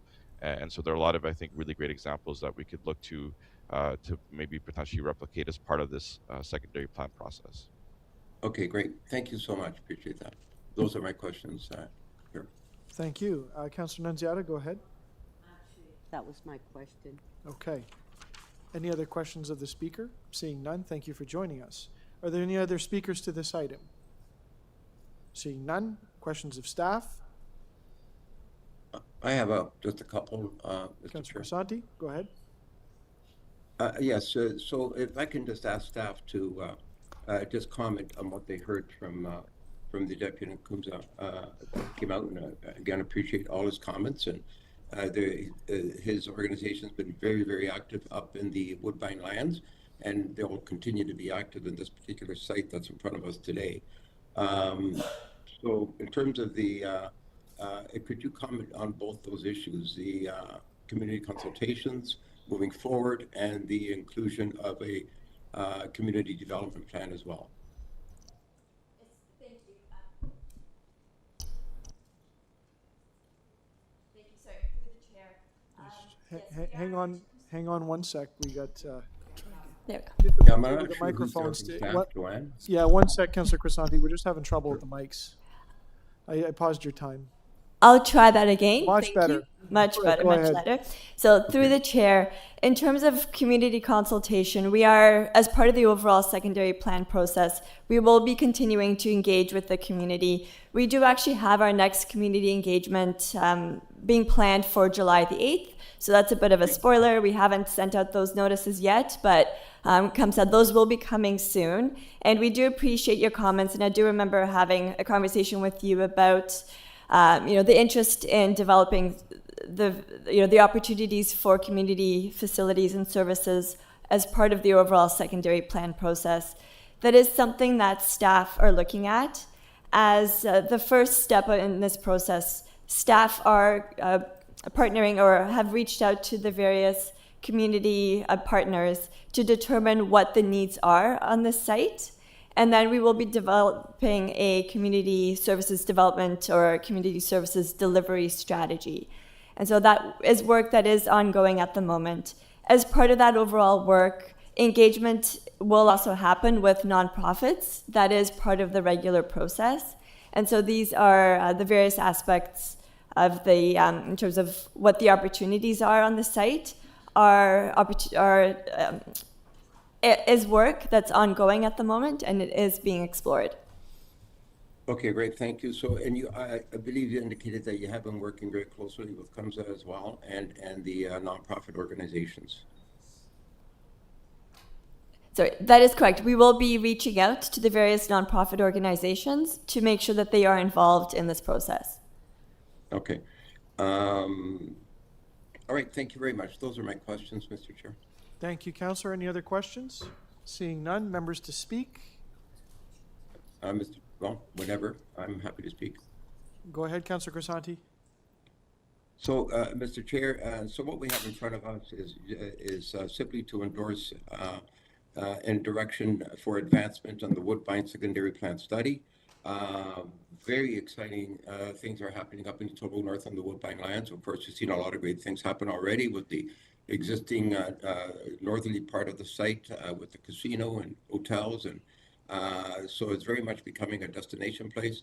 But now, what's even more exciting is we're creating thousands of units of housing and creating it's a community in the making currently right now, and to ensure that we have a complete community by the time we're all done some years down the road. So this is right now just asking staff, giving them clear direction to move forward and come back in the second quarter of next year with more detail. Of course, there are a lot of questions at the moment. We've my office has spent many hours and days working closely with staff. I want to thank staff for the great work that they're doing. They're working diligently to make sure that we put together one of the finest complete communities that this city's ever seen. So on that note, Mr. Chair, I'm moving staff recommendations. Thank you, Councillor. Anyone else to speak on this item? Would you like to move it, Councillor Crescent? Yes. You that's what I did. said. Councillor Happy to Crescent move. moves. All those in favor? Any opposed? That is carried. Thank you. Thank you. Our next item is EY 32.7, 51 Burnhamthorpe Crescent, application to remove 2 private trees. We do have a registered speaker. That is Nicole Corrado. Nicole's online. Welcome to Community Council, Nicole. Can you hear me okay?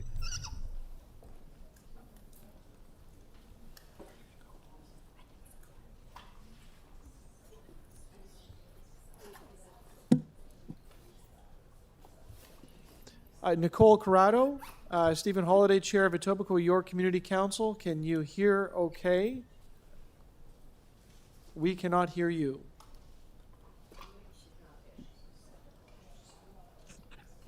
Hello. So the item is yes, the item, the application to cut a private tree or a city tree.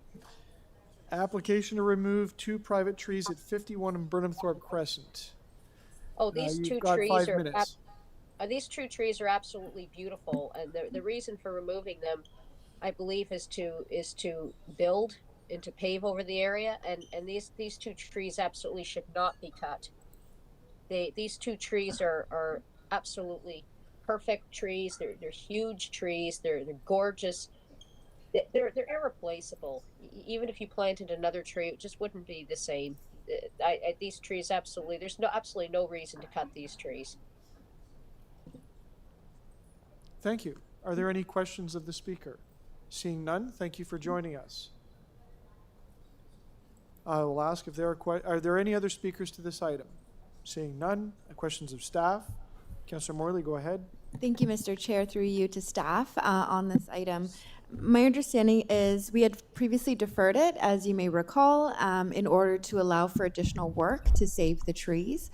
My understanding is there has been some resolution realized with the applicant and owner, and that they're no longer require a permit to remove, or they're no longer in a position to remove, but rather to injure. Is that correct? Through the chair, that is correct. So if I move staff recommendations today, which is to deny the permit to remove, do staff have the sufficient authorities to proceed with the necessary permissions to injure without this community council's intervention? That's correct. Great. Thank you very much. Those are all my questions. Thank you. Are there any other questions to staff? Seeing none, members wishing to speak. Councillor Morley. Thank you, Mr. Chair. And with deep gratitude and appreciation to the applicant on this file, I know we asked them to go back and do more work to, in fact, save these trees. This is a really critical part of our community. Not only the incredibly beneficial natural aspects of what the trees provide for us in our community in terms of fresh and clean air, but also just the shade as well as we navigate more and more extreme temperatures. But this is really a cornerstone of the Etobicoke community, is our beautiful, healthy tree canopy, the maintenance and protection of it, and the continued building out of it as we do shift and continue to receive more growth and density. We really need to fight hard, and every tree really does matter. So we are really pleased about the outcome here. I will be moving the staff recommendations to deny the permit to remove, and look forward to staff's continued good work with the applicant so they can realize their vision for the property while also maintaining and sustaining those trees there. Thank you, Mr. Chair. Thank you. Anyone else wishing to speak? Seeing none. On the motion by Councillor Morley to adopt. All staff recs, all those in favor, any opposed, that item carries. Actually, members, there is one more item of new business. It's from me, and I will move a motion to introduce it. All those in favor, any opposed, that's carried. Sorry, the clerk will put it on the screen. I'm moving too quickly, I'm sorry. So this is relating to parking. And so we'll circulate that.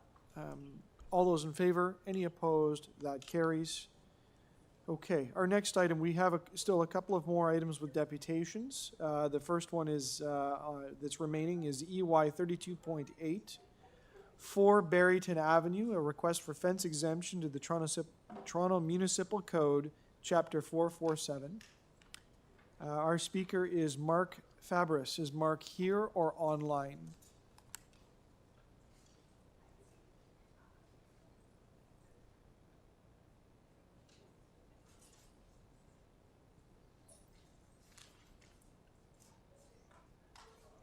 Hello, Mark.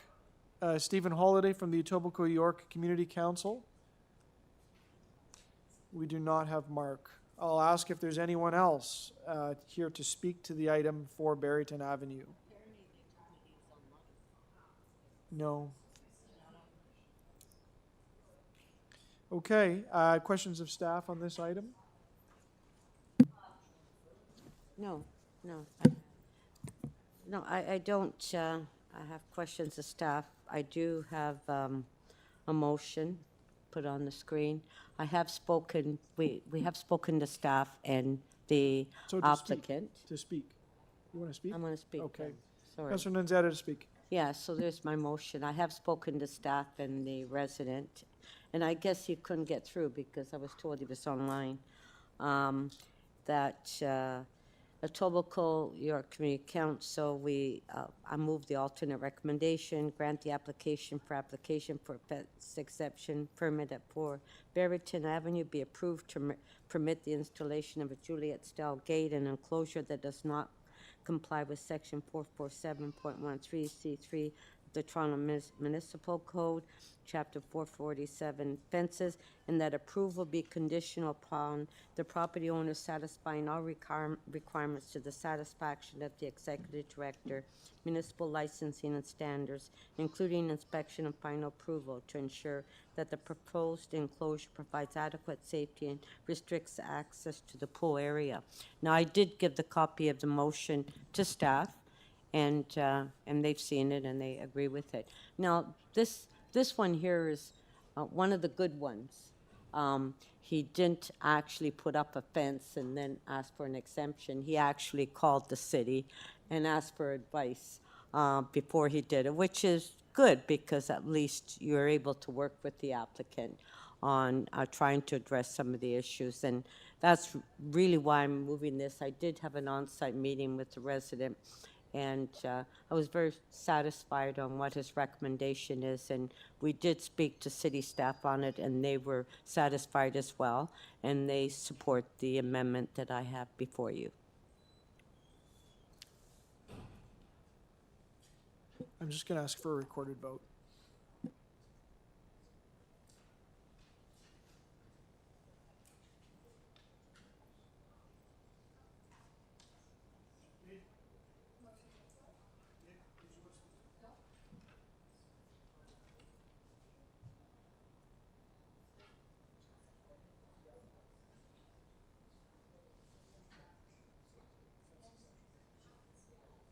May I have a recorded vote, please? Recorded vote on the amendment from Councillor Nunziata. All those in favor, Councillor Perruzza, Councillor Nunziata, Councillor Morley, and any opposed? Councillor Holliday. That motion carries. Thank you, Madam Clerk. Our next item is EY 32.950 Northland Avenue, a request for fence exemption, the Toronto Municipal Code, Chapter 447. We have a number of registered speakers. Our first speaker is Michael De Silva. Is Michael here or online? Here. Welcome, Michael. Come on up to the front, please. You've got 5 minutes. Thank you. All right. Thank you. I appreciate you allowing me to be here to speak today. I'm here because, like the speaker actually just in the last one, this particular one, there was no ask. The fence was actually done while I was away on vacation. It does not comply with safety rules. It's extremely unsafe. I sent in some pictures. I don't know if you guys were able to take a look at them. I'm literally walking right onto the sidewalk with without any view of cars, vehicles, of what's going on. I've already bumped into people walking out. I've already hit people with my garbage cans walking out because there is no line of sight to see. By approving this fence, you're going to be putting a lot of people's safety at risk, simply because, like I said, I've already bumped into people taking out garbage cans and simply walking, my parents also. It's an accident waiting to happen. Sometimes the cars are parked on our side. That makes it a little bit safer. But as soon as the cars move over to the other side, you're literally walking right onto the sidewalk. If I hit somebody, they fall over, they could easily be trampled by a car. There's also other neighbors that complained about it. They were not able to make it today, one with an appointment, the other one's due to work. I mean, I highly recommend you take a look at the pictures. The fence is nearly 10 feet tall. It's insane. And not only is it 10 feet, like really, really high, 2.15 meters, it's not see-through. I can't even, like, there's nothing. You're walking blindfolded.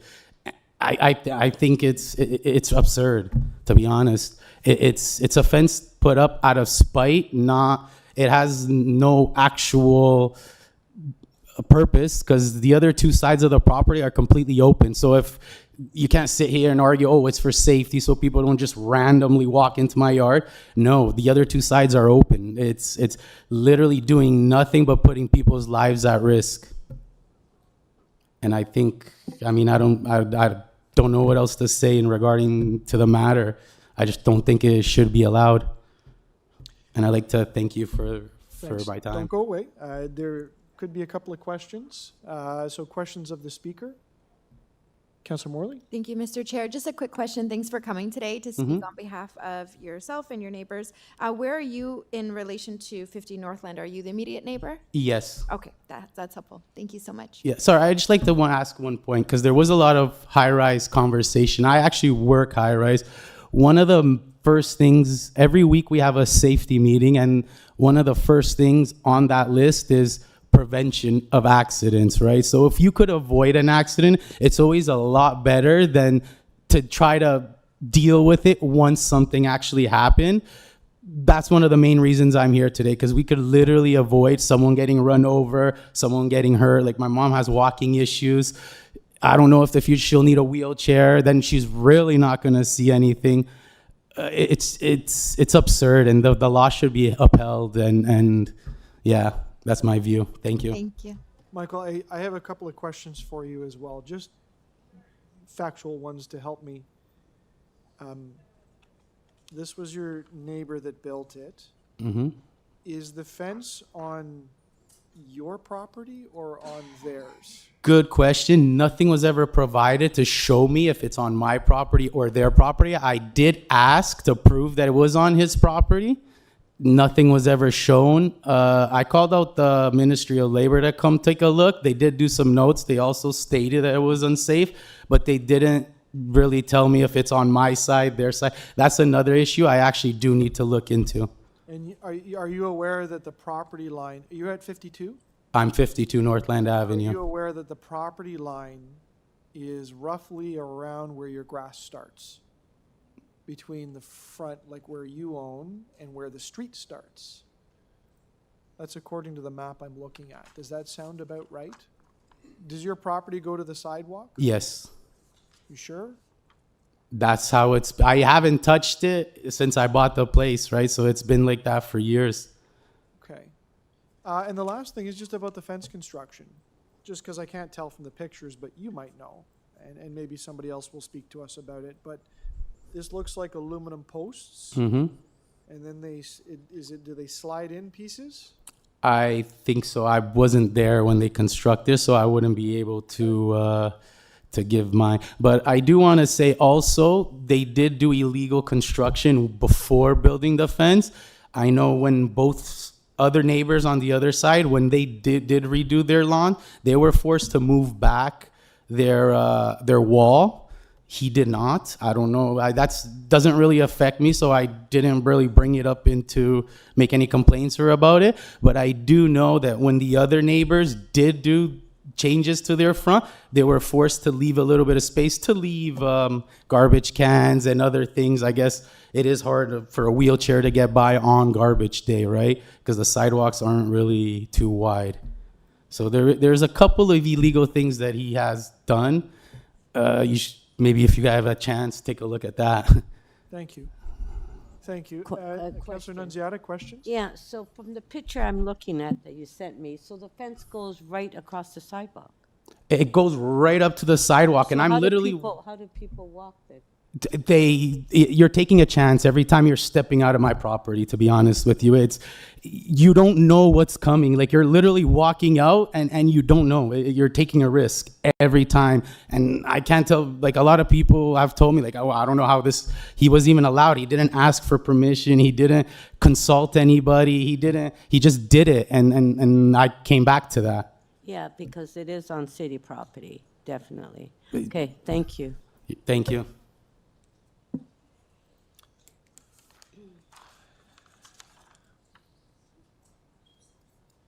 Our next speaker is Maria De Silva.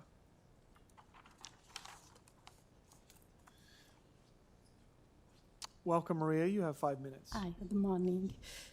I'm scared to go to the house of my son because the fence to... It's okay. I can't hear well.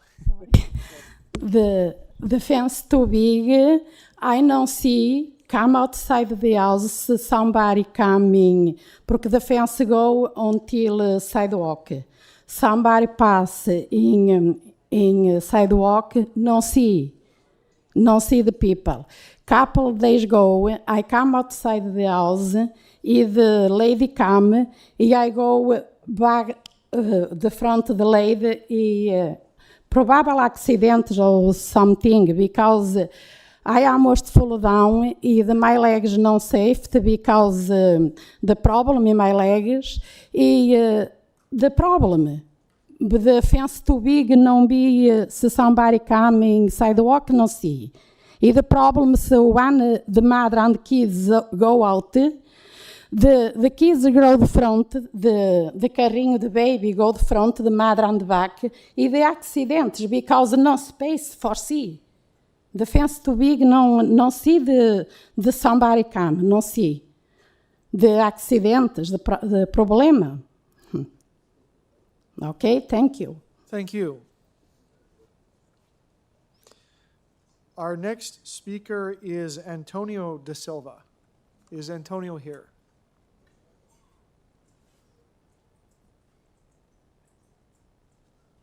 Hello, Antonio. Welcome. Hi. You have 5 Hi. minutes.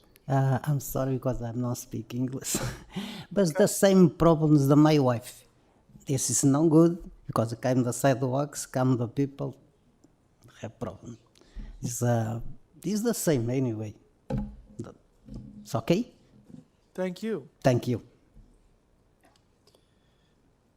Our next speaker is Rafael Pinto. Is Rafael here?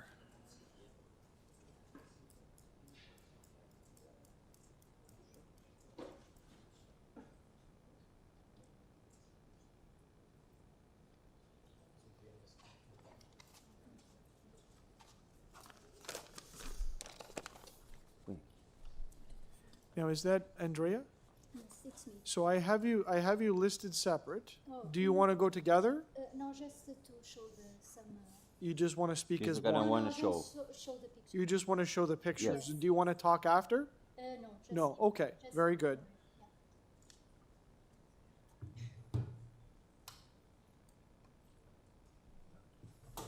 Okay. Welcome, Raphael. You have 5 minutes. Okay, guys. Good afternoon. Thanks for the opportunity to talk with you guys. Just to rectify, this fence is 6 feet tall, not 10 feet. Okay. If you measure vertically, it's gonna go straight to my bottom point on the land. Okay. I'm gonna start to say that unfortunately this is we have to be here because that city demanding to us to take out this fence, and I'm gonna explain you why after. So Give me thousands of houses that we have around the city of Toronto. Explain me why everyone or anyone that has fences or bushes or steps or walls just close to the sidewalk, and I cannot have it. Okay? So we know that, in fact, everybody has so many height bushes, height fences, and you know, they remain in there. Nobody's doing nothing at all, technically, let's say. So, can I ask why? Should we have the same laws for everyone, or we are sparing some people? Okay? I'm not the only one that is in violation. I took my permits to take my construction.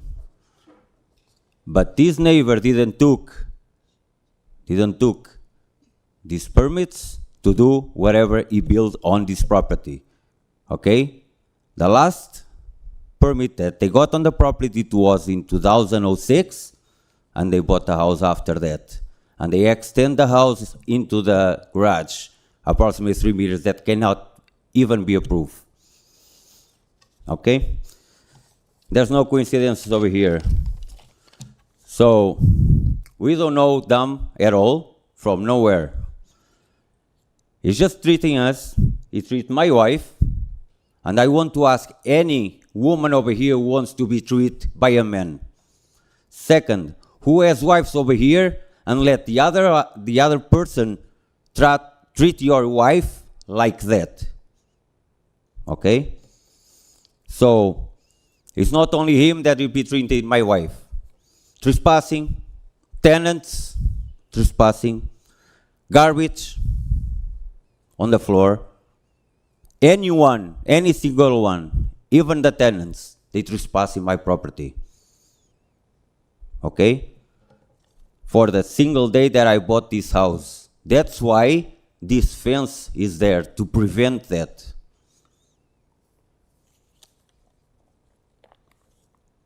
So, I don't think that anyone over here wants to buy a house in any neighborhood and be treating for a neighbor just because that neighbor wants that house or wants to buy that house or would like to have that house, who wants to be like that.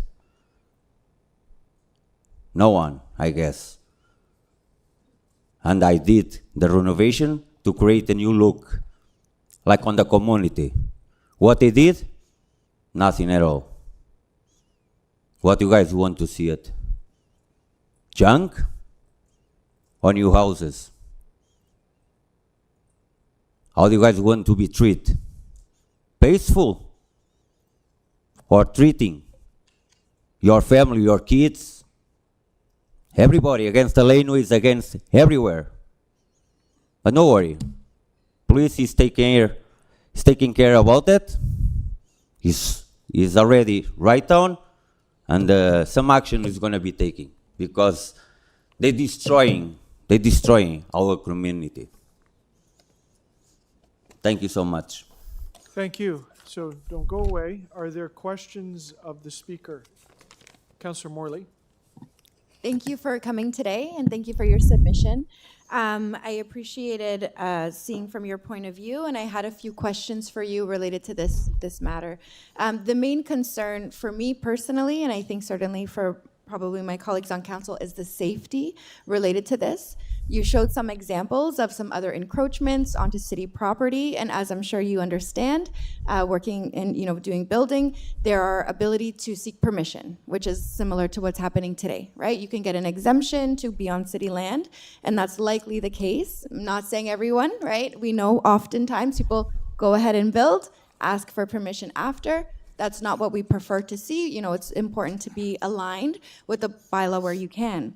So my question to you is, the biggest concern that I see here is the sightline issue.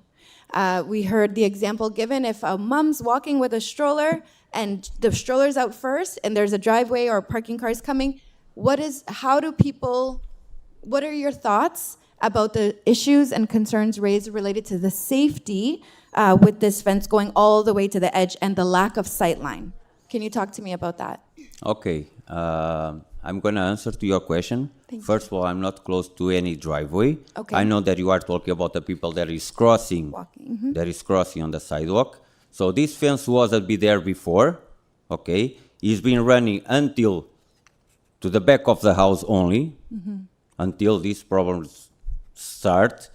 And remember, when you saw this picture from this house, how high it was the bushes of my neighbor, even taller than the fence. So who is hiding the people that coming from the sidewalk, or just blocking the people that come from the sidewalk or from the drivers? Me or them? So, well, the fence is certainly creating an issue. Again, I can't see through the fence to the other side, so I can't speak to the bushes and shrubs, but I appreciate your response. I'll leave that question there. Thanks, Mr. Chair. Thank you. Other questions? I have a couple. So what was there before the fence? Sorry? What was there before the fence? Anything? Nothing at all. Nothing there. They just cut the bush 3 days ago for convenience for this meeting. Did you build the fence or a company? No, I did. You put it. Okay. I did. I took permits and I did. Well, for fence, technically you don't have permits, correct? But Did you do a survey? yes, I have. You Right online. You built it on the line? Right online. Okay. Actually, on the back, I leave some space for them. You built it on the line between you and your neighbor. What about with the On my city? side, What about you put it on your side? yes. Okay. What about with the city on the front? Did you build it on city land or on your land? Well, that's technically they are saying that on city land, because they are saying from the sidewalk that's 2.4 meters, if I'm not wrong. But it was on my side, never on his side. Are you certain that your fence is on or off city land? The two last words, as long as I know for 2.4 meters from the sidewalk, as long as I know, looks like it's on a city property. That's whatever we can call, I When you guess. did your survey, did they mark the end of your property line? Sorry? When you did your survey, right, you said, I asked, did you have the surveyors tell you which property to build on? You said yes, right? Did I hear that right? Surveyors came? Yes, so actually we have a cross point on the sidewalk, line up, like okay. property line, not between me or city property. Did you arrange for the cross line or was it there already? The cross line? Yeah, the cross. No, they did. Who did? The surveyors. Whose surveyors? Belongs to MXL Engineering. Did you order the surveyors? I asked to have a surveyor there to know how far I'm going from my property line. So this was before or after you put the fence? Before. And then, Way before. So they marked one plane. Did they mark the end point of your property? Usually they put spikes on either end. Actually, we don't have spike there, and you can confirm that too. We have the cross mark on the sidewalk. And that did he give you the distance from the cross mark on the sidewalk to your property line? the offset, you mean? No, okay, the offset from the cross mark. Yeah, did he give it to you? Well, might on the drawings that I can look at, but doesn't explain me if that shows city property or says city property or my property, whatever. So, do you agree or disagree that you built some of your fence on the city's land? Well, according wherever we have on the law, 2.4 meters, yes. If I'm agree that I'm doing wrong, no, because everybody has it. And I did that to prevent my family, to protect my family. Like anyone that I guess can do it, or probably anyone can have it. Okay, and you didn't get a permit for the fence on the city land? No, they design it, they send it in, but I know You did beautiful work in front of the house. I saw the picture. we try, thank you. Yes. Did you get permits for those on the Everything. on the city land? Everything, every single piece. Okay. Thank you. Thank you No very problem. much for Thank the you very information. much. Any other questions? Seeing none, thank you for speaking to us. Okay, thank you. I'll ask, is there anyone else to speak to this item? Seeing none? Questions of staff, Councilor Nunziata. I have to, okay, I just, questions of staff, if you can comment, please, on this fence and what portion is on city property? And how high is the fence?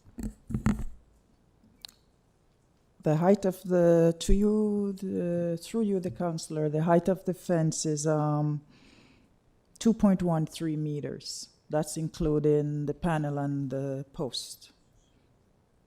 And the first 2 panels are on city property. The last 3 panels are private property. Okay, and you informed the resident, the portion that's on city property, to remove that?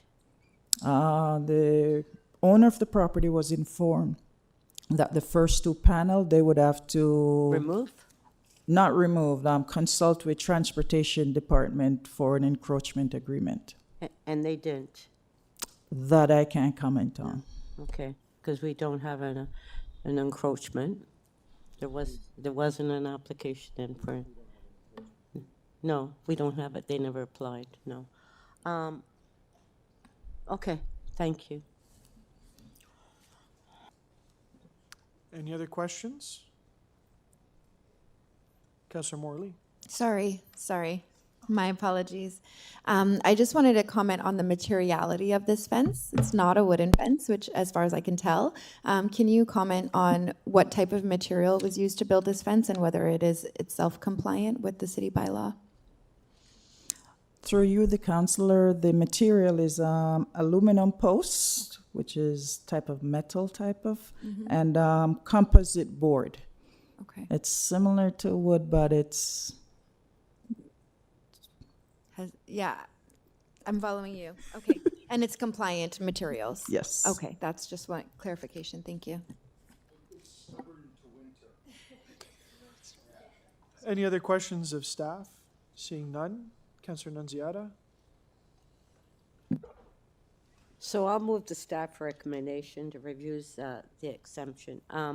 My staff did speak to the residents and inform them the portion that was on city property that they would have to get an encroachment agreement, but unfortunately they were not, or they did not want to at that time, and that's why they're here. They would have to go through that whole process if they want to, but the picture that I do have, like there's 2 panels to remove the panels that's actually encroaching on city property, which you would need to have an encroachment agreement. And so we tried to help the resident on that.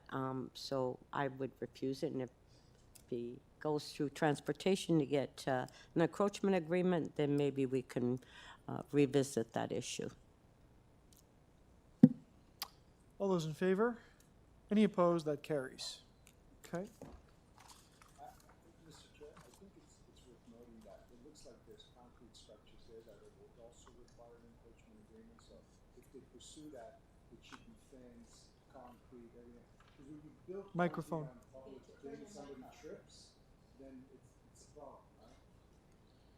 Okay. Our next item is EY 32.10, 80 Pelmo Crescent, a request for fence exemption to the Toronto... Sir.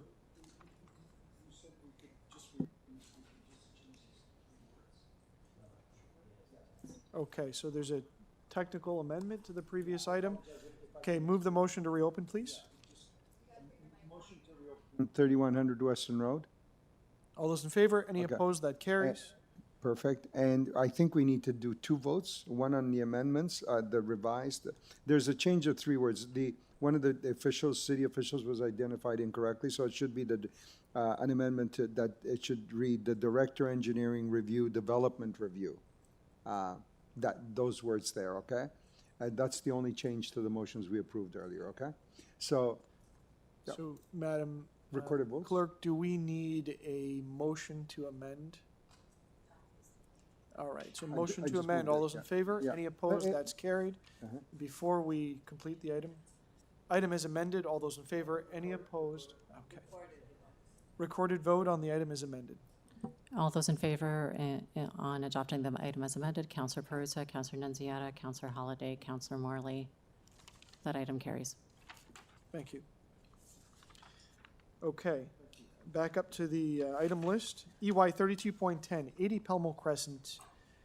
Request for a fence exemption in the Toronto Municipal Code, Chapter 447. We have a speaker registered, Benigna Deza del Tomalia. Welcome to the Community Council. You've got 5 minutes. Good afternoon. It's working, right? Okay, thank you. Thank you for letting me speak. Bend it down a little bit. A little bit more. Thank you. It's okay? Yeah. Very good. Yes. The reason we are here to speak to all of you, it's because we think that everybody has the right to privacy when it comes to our backyard. Our backyard is the extension of our living space. We like to be able to, talk to our family, our guests come over. We like to act silly. I want to be able to wear shorts on my top with my husband. We are in the process to build a small swimming pool. My boys coming over with the girls, the fiancé, the wife. So we want to enjoy our backyard. There are these big windows with our neighbors. Just to let you know, we have a very good relationships with the neighbors. So with my husband, we came up with the idea to build green screen. And we put artificial grass, we put some flowers, so we have some privacy. And since we built this green screen, it feels so good when we just go to the backyard and we don't feel watched by our neighbors, even though it's not intentionally, but the windows are a little bit higher than our lower backyard. So even though it's not intentionally, people are able to see. It's normal, right? So we just would like. This green screen, we feel it doesn't bother anybody. It's built in our own property. It's not as long as our private fence. We just managed to, when we build that, we just managed to have some privacy for our own and for our family without being rude to our neighbors, we are not trying to make any conflict. We just try to have some limit to our neighbors' boundaries and just set up some privacy without hurting anybody, That's our intention, Since we have that green screen, our private life in our backyard is being so nice, and we feel relief, we feel free, we feel great, We just walk to the backyard and it's like we have the freedom that we want, right? Without anybody watching us intentionally or not intentionally, but that's how we feel right now, That's all we want to say. Thank you. Are there some questions of the speaker? Are there questions of the speaker? Yeah, I have a question. Councillor Nunzio. So when did you put up the fence?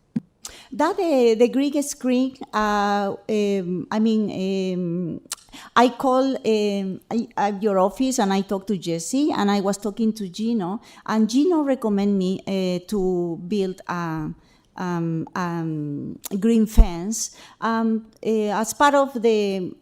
To fix this and to have some privacy before I went ahead and do it, That I called the office, so he gave me the idea, and it's just a small portion of the green fence. It's not like so long and big, Yeah, so we can have some privacy. I put flowers so we can have. So you went a little different than what was recommended, right? You added more on than what was recommended. I added maybe 2 more posts. 2 more posts. Yeah. I mean, if you want me to reduce it a little bit, that's not a problem. We just want some privacy. That's all we are asking No, for. I understand, because you did speak to my office and we Yes. recommended you remove those posts. Okay, thank you. Yeah, we don't have a problem as long as we have the privacy that we want. Thank you. Thank you. Okay, any further questions of the speaker? Seeing none. Questions of, are there any other speakers to this item? Seeing none, thank you for joining Thank you. us. Questions of staff? I have a Councillor question. to Nunziata? staff. So in your comments, you said that you received a complaint from a member of the public and no notice of violation was issued at that time, right? So when you went and inspected it, there was no violation? Through you, the chair, the complaint came in through complaint through the member of the public, and an officer attended, and then the owner advised that they would submit a fence exemption application. So we hold off on issuing the notice. Oh, okay. So when you went and inspected the fence, did you advise the resident what they have to do to comply? Through you, the councillor, yes. And they understood that part? Through you, the councillor, did? that's correct. Okay, and they didn't make any changes at all? No changes. Okay. Yeah.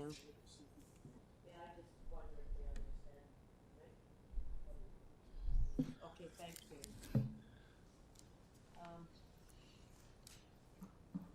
Any other questions of staff?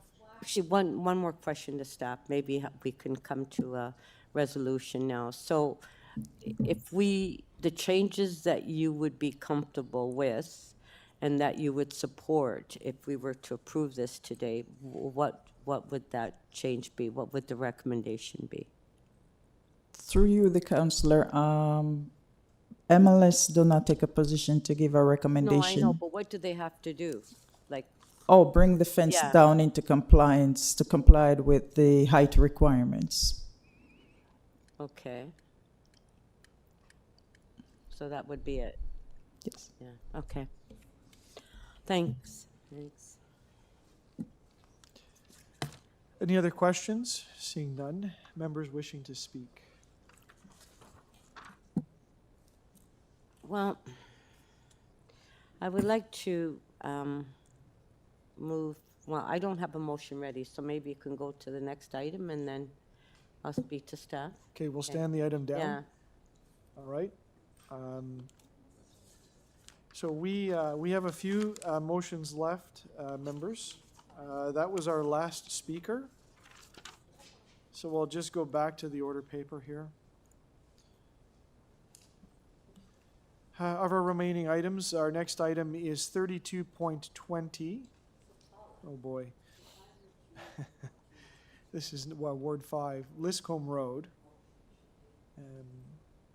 Our following item is 32.21, reducing cut-through traffic, which is also Ward 5. Our next item is EY 32.22, Mill Road Infrastructure Review, Ward 2.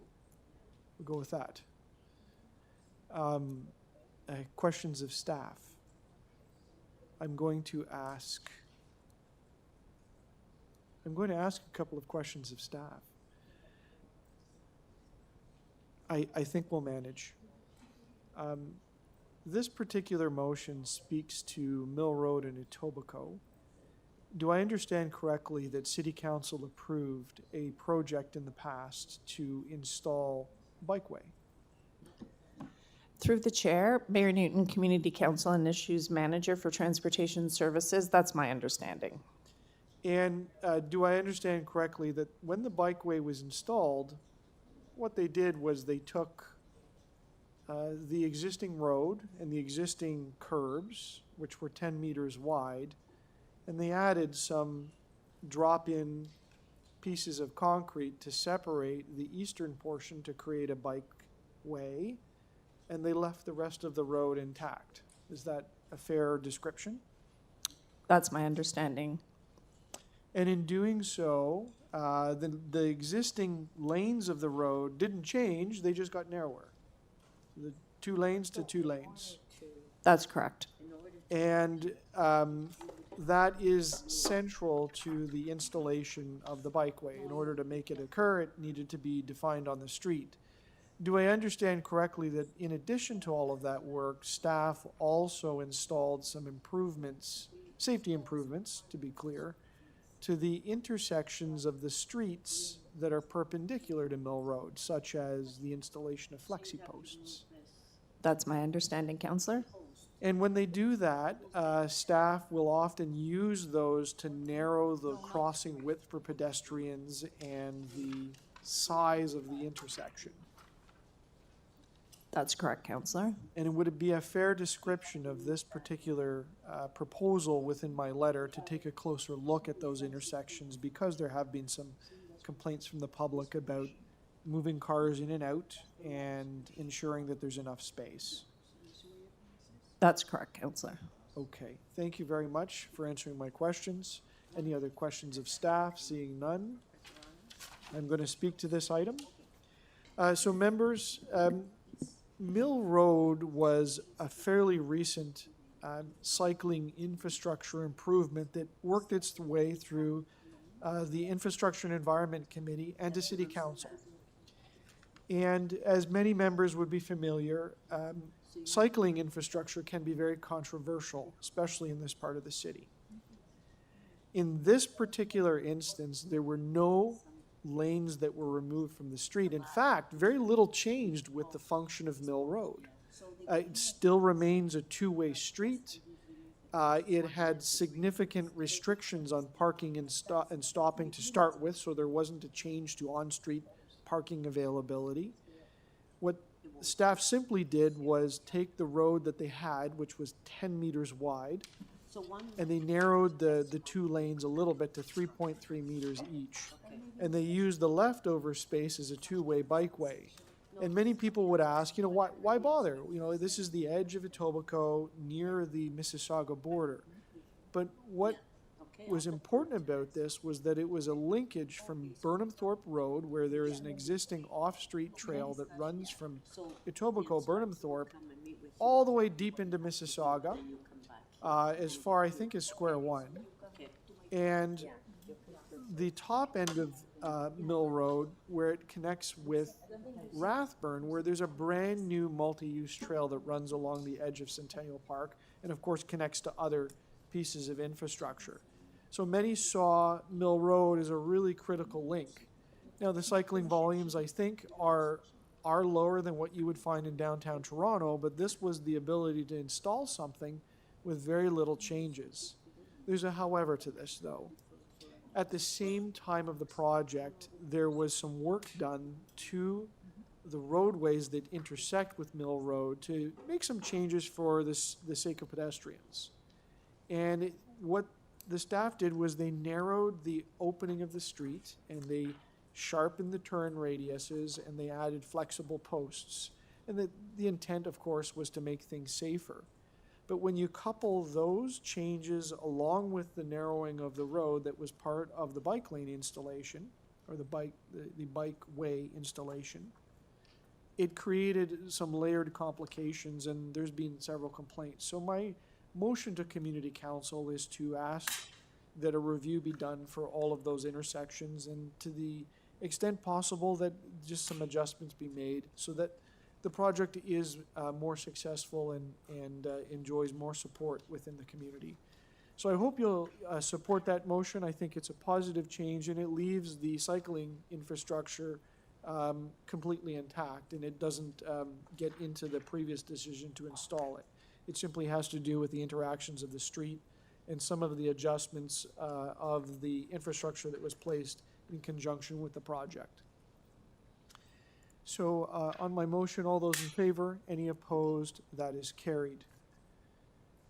Councillor Nunziata, I'll check with you. Did we want to go back up to your item? So, yes, so the one on Pelmo Crescent, I did just,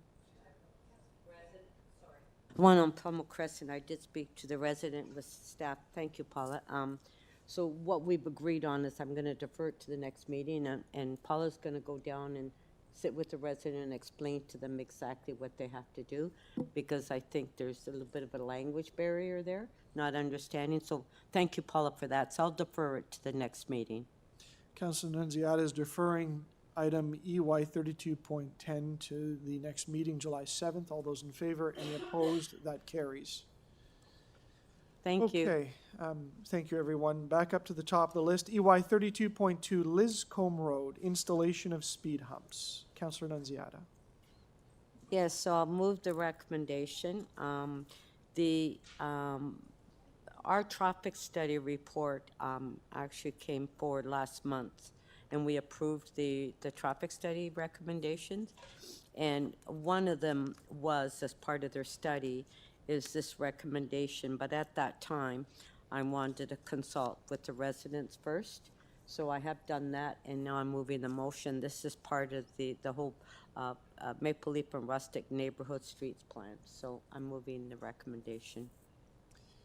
On the recommendation, all those in favor? Any opposed? That carries. EY 32.21, reducing cut-through traffic in the Maple Leaf neighborhood. Questions of staff? No. Pardon?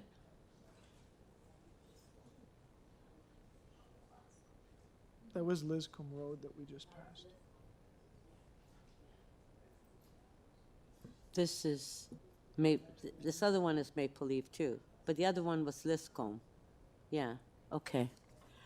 So this one here, it's asking General Manager of Transportation to investigate the feasibility of implementing a left turn restriction from Jane Street onto Maple Leaf during peak traffic periods and report back to Etobicoke Council at its meeting July 7th. So this intersection is right at the corner of Jane and Maple Leaf, which is just as you get off the 400 and 401.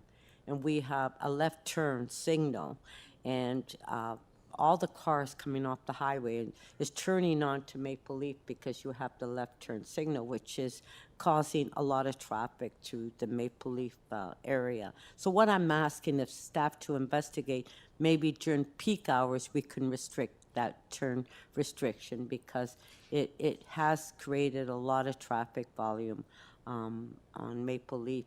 And Maple Leaf goes right to Keel Street, so people are taking Maple Leaf as a shortcut to get to Keel. Thank you. All those in favor of the motion? Any opposed? That carries. I believe we have one item left before the bills. Yes, EY 32.23. This is my item, so any questions of staff? Members to speak? I'll speak briefly. Members, I admittedly was inspired by the work of the Scarborough Community Council and modeled this motion after what they put forward and then brought to City Council. So it recognizes that we do have both challenges with the TTC service and the availability of parking in the Etobicoke York district. And so it asked for a couple of things. It asked the Chief Planner and Executive Director of City Planning to look at the removal of minimum parking requirements in the Etobicoke York district and to report back on the feasibility of pausing the elimination of minimum parking requirements. The second part would be to look at a bylaw or a policy framework which would prohibit new condominium, townhome, and multiplex developments from petitioning for on-street residential parking permits in the district in order to protect the existing neighborhood parking capacity. And that's important because that sends a signal to developers that the city is not here to solve the parking shortcomings that may come up with these projects, nor are the existing residents of those neighborhoods on the hook to deal with parking shortcomings, and that those really are the onus should be on the developer. And finally, the last is to ask the TTC to take a look at to restore and expand access to public parking at the TTC stations in the district, and to report back on how improved transit parking can reduce local road congestion and increase transit ridership in the Etobicoke York district. So I know that the Scarborough Community Council felt that this was helpful, that City Council ultimately felt that this was helpful, and as I said, was inspired to bring a similar motion to the Etobicoke York Community Council. So I hope you'll support that. If there's any questions, I'm happy to take them. On the motion, all those in favor? Any opposed? That is carried. It does. It will go to Toronto Council. So our last item of business is the introduction of bylaws. So may I have a volunteer on the first one? Happy to Deputy do Mayor so, Morley? Mr. Chair. Move that bills 558 to 562, prepared for the May 26, 2026 meeting 32 of the Etobicoke York Community Council, be declared as bylaws and passed, subject to Section 226.9 of the City of Toronto Act 2006. All those in favor? A recorded vote. Madam Clerk. On a pre-summer recorded vote, all those in favor, Councillor Perruzza, Councillor Nunziata, Councillor Holliday, Councillor Maury, that item carries unanimously. That motion carries unanimously. And I believe we have one more, a volunteer. Councillor Perruzza?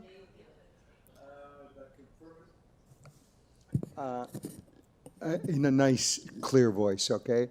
That confirmatory bills to confirm the legislative proceedings of the Etobicoke Community Council acting under delegated authority at meeting 32 on May 26, 2026 be declared as bylaws and passed, subject to Section 226.9 of the City of Toronto Act, and I hope you've all read that section, okay?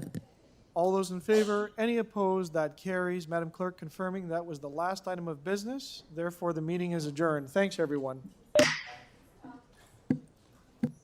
Well, you know, we're here at 1 o'clock, 1:30. That's, you know, like.